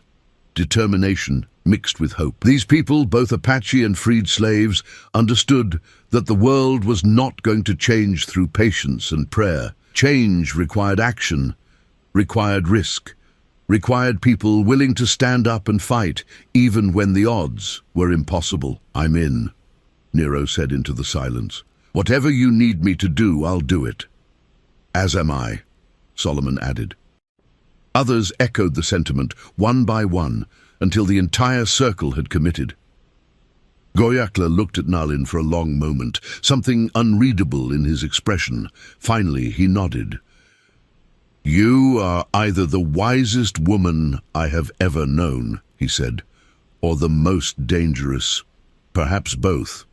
He turned to his warriors. We will help establish this hidden settlement, provide initial supplies and training, but after that, you are on your own. We cannot risk more direct connection between the main village and your activities. Understood, Nalin said, and that is as it should be. What we are creating needs to stand on its own legs, be responsible for its own survival. Over the following weeks, they scouted locations and finally found what they needed.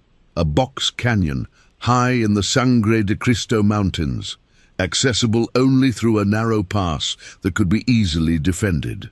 Inside, a year-round spring provided water, and the surrounding forest offered game and wood.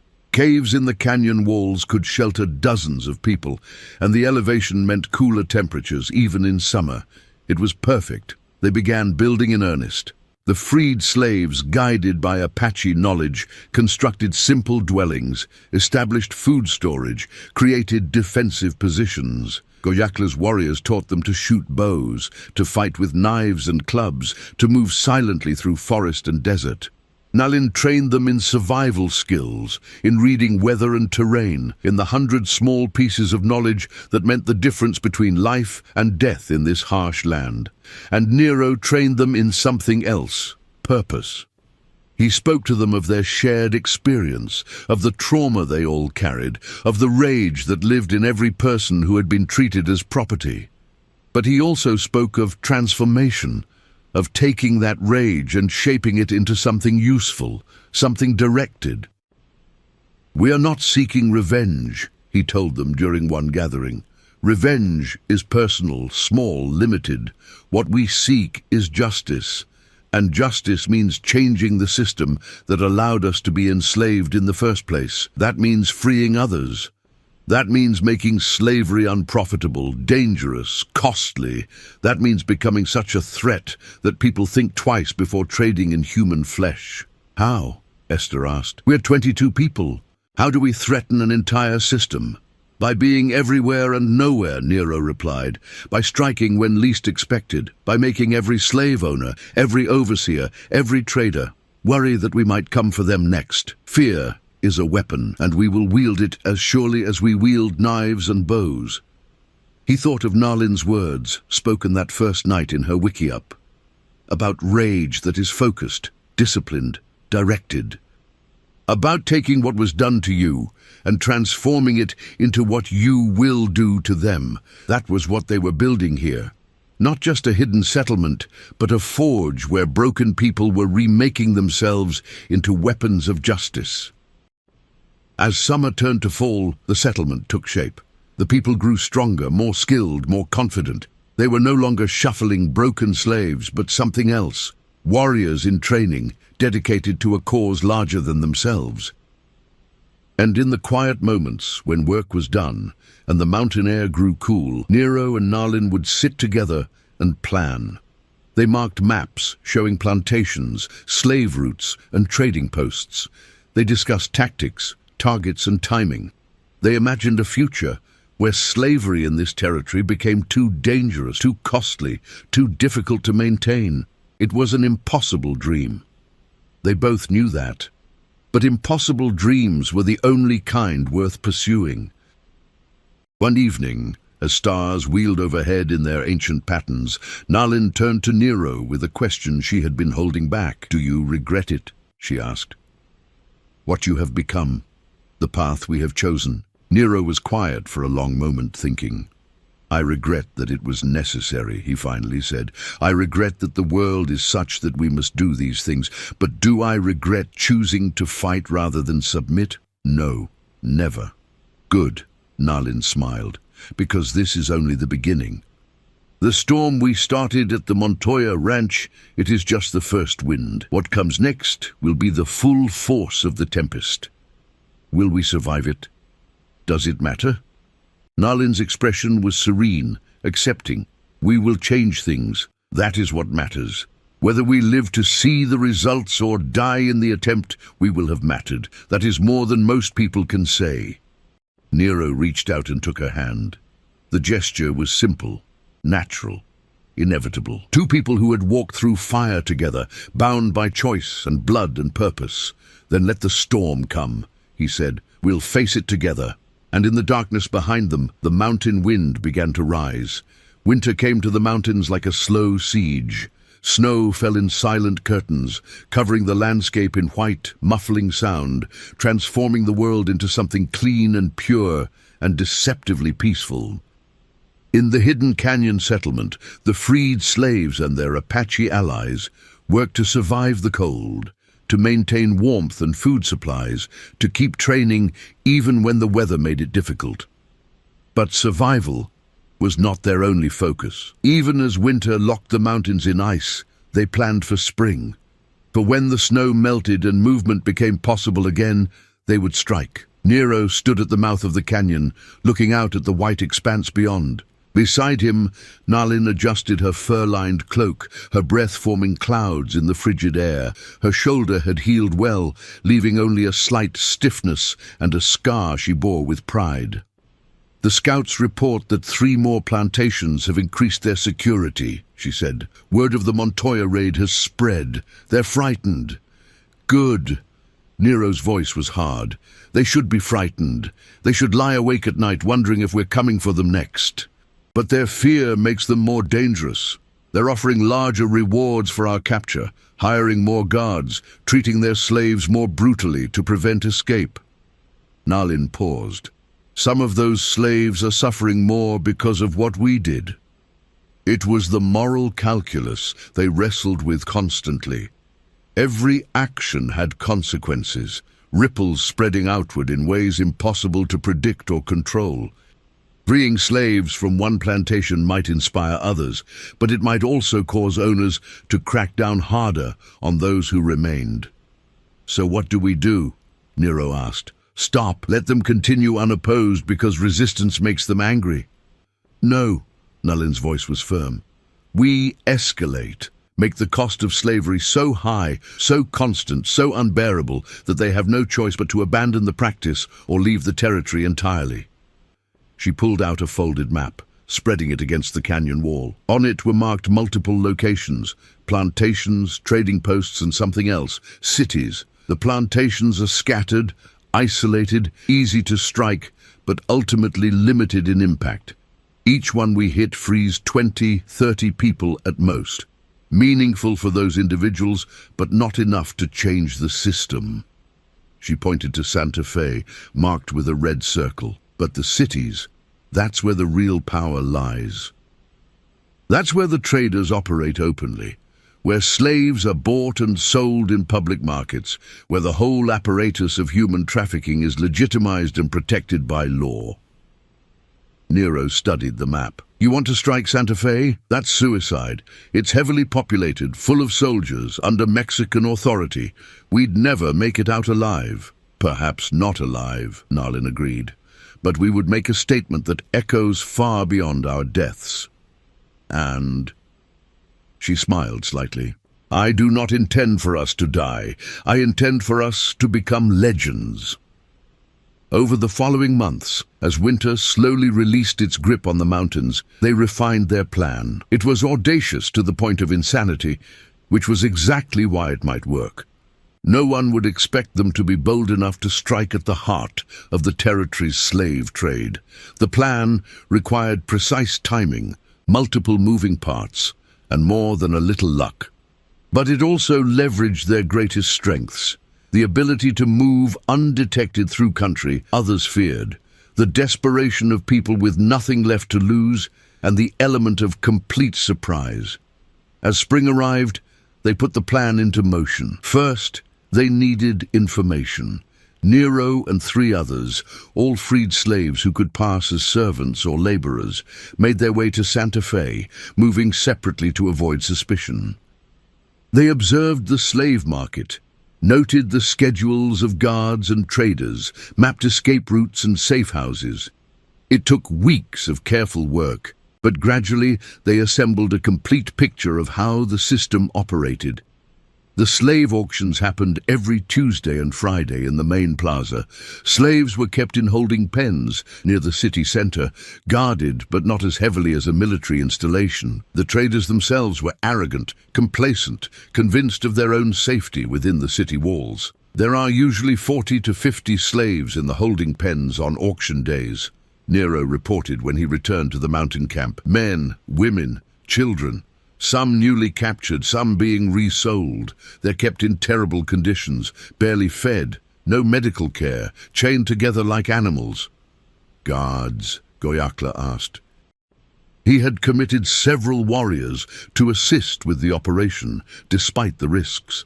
6 guards on rotation, plus however many traders are present.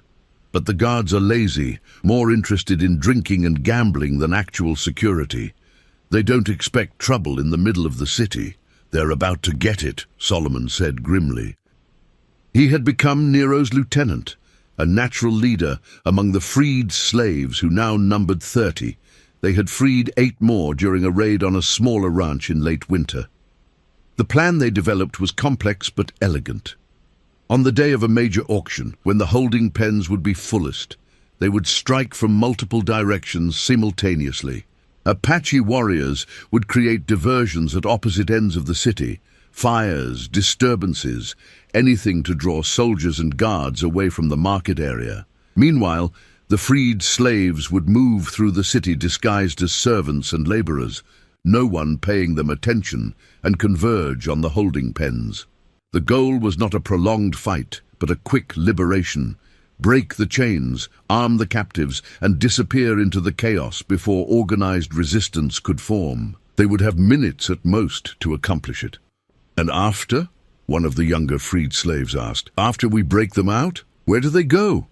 "We can't bring 50 people back to the mountain settlement. We don't try," Nalin explained. "We give them supplies, weapons if possible, and directions to multiple safe locations. Some will head to our settlement. Others will try for the north. Some might attempt to blend into the city's population of free laborers. We scatter them in different directions to make tracking impossible." "Some will be recaptured," Solomon said quietly. "Yes," Nalin agreed. "Some will, but some will make it. And every person who reaches freedom is a victory. Every slave who escapes is a crack in the system. Enough cracks, and the whole structure collapses." They chose their date carefully, a Friday in late spring, when a particularly large auction was scheduled. Traders from as far as Texas were bringing merchandise, and the holding pens were expected to be full.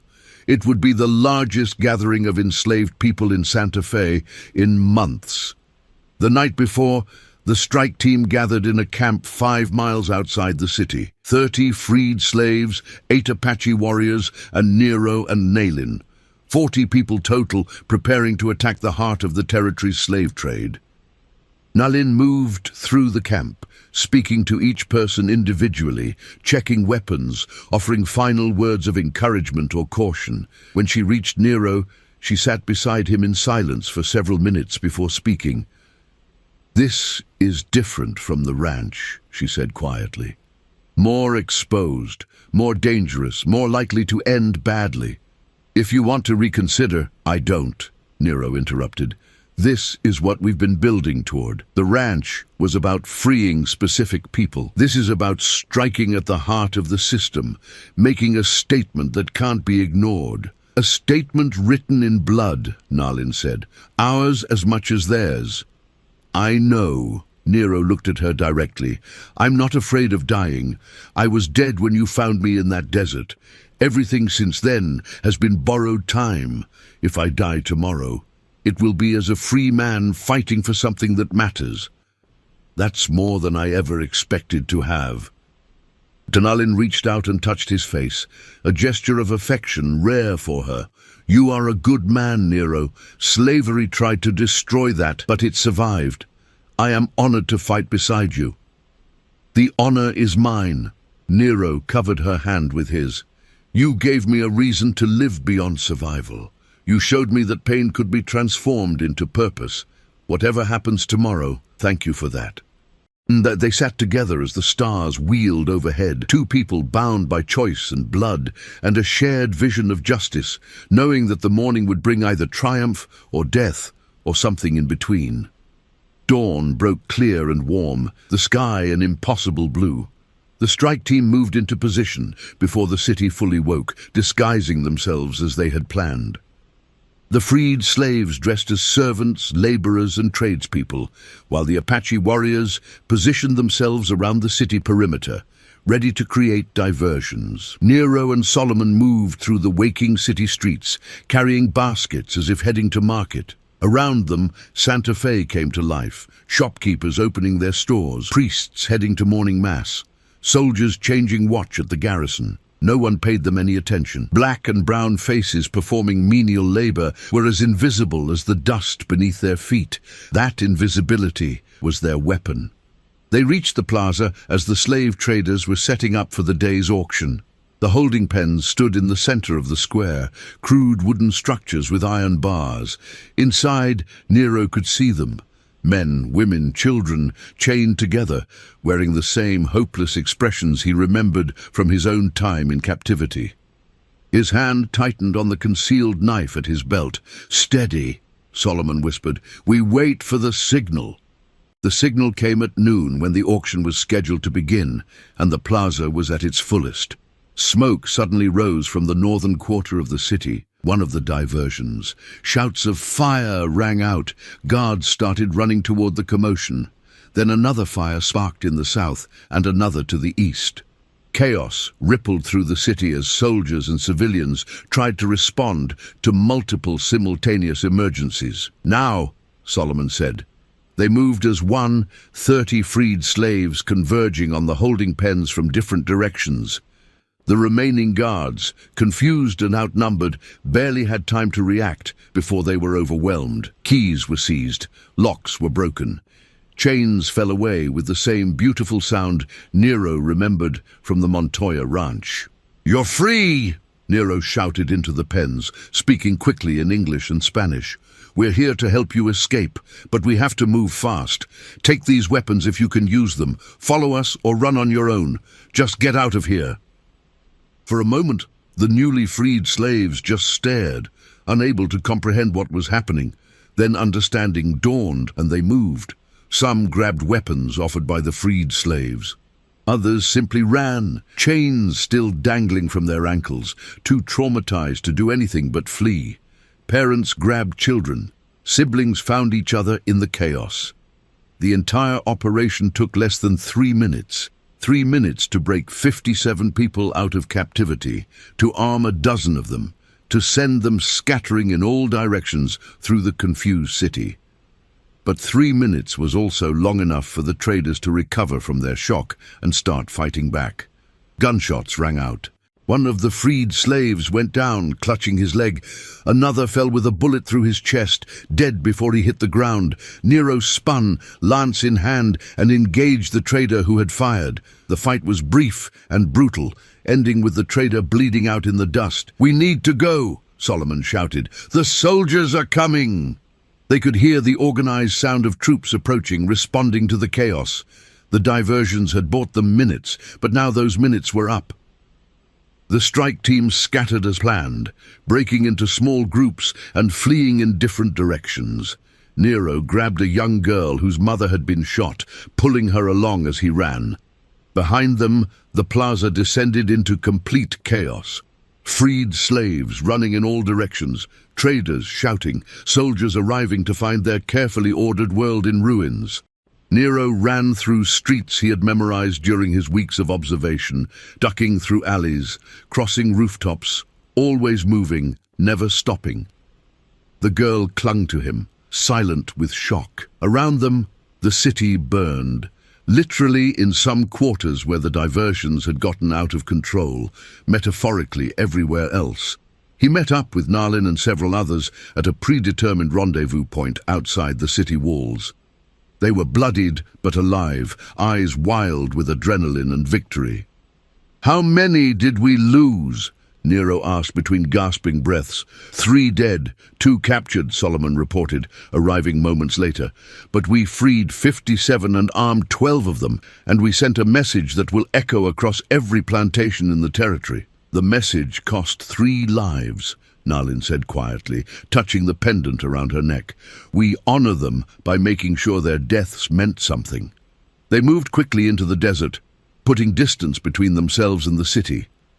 Behind them, they could hear the sounds of pursuit, dogs barking, soldiers shouting, the organized chaos of an authority that had been humiliated and was desperate to restore order. But the desert was vast, and they knew its secrets.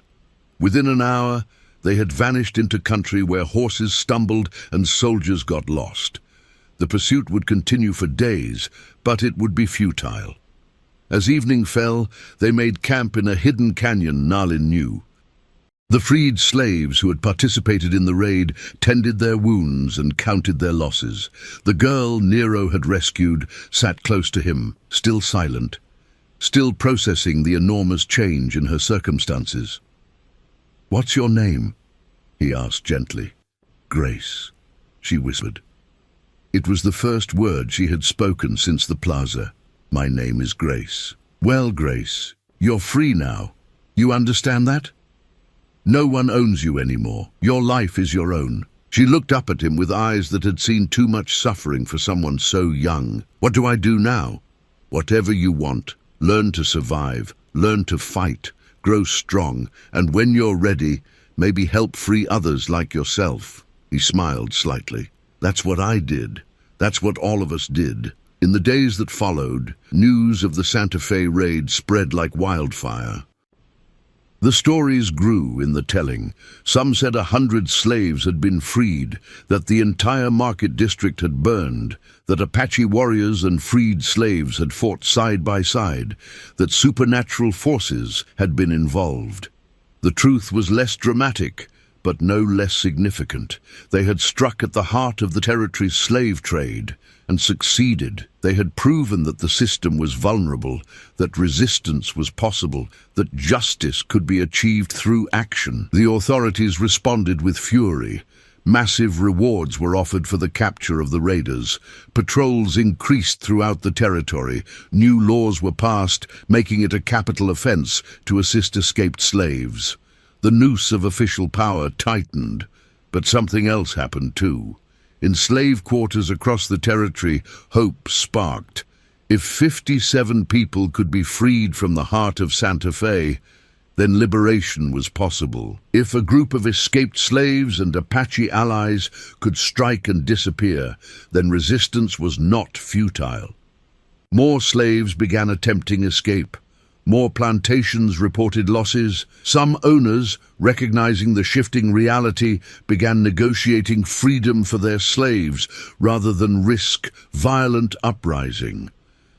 The economics of slavery in the territory were changing, the cost-benefit analysis shifting.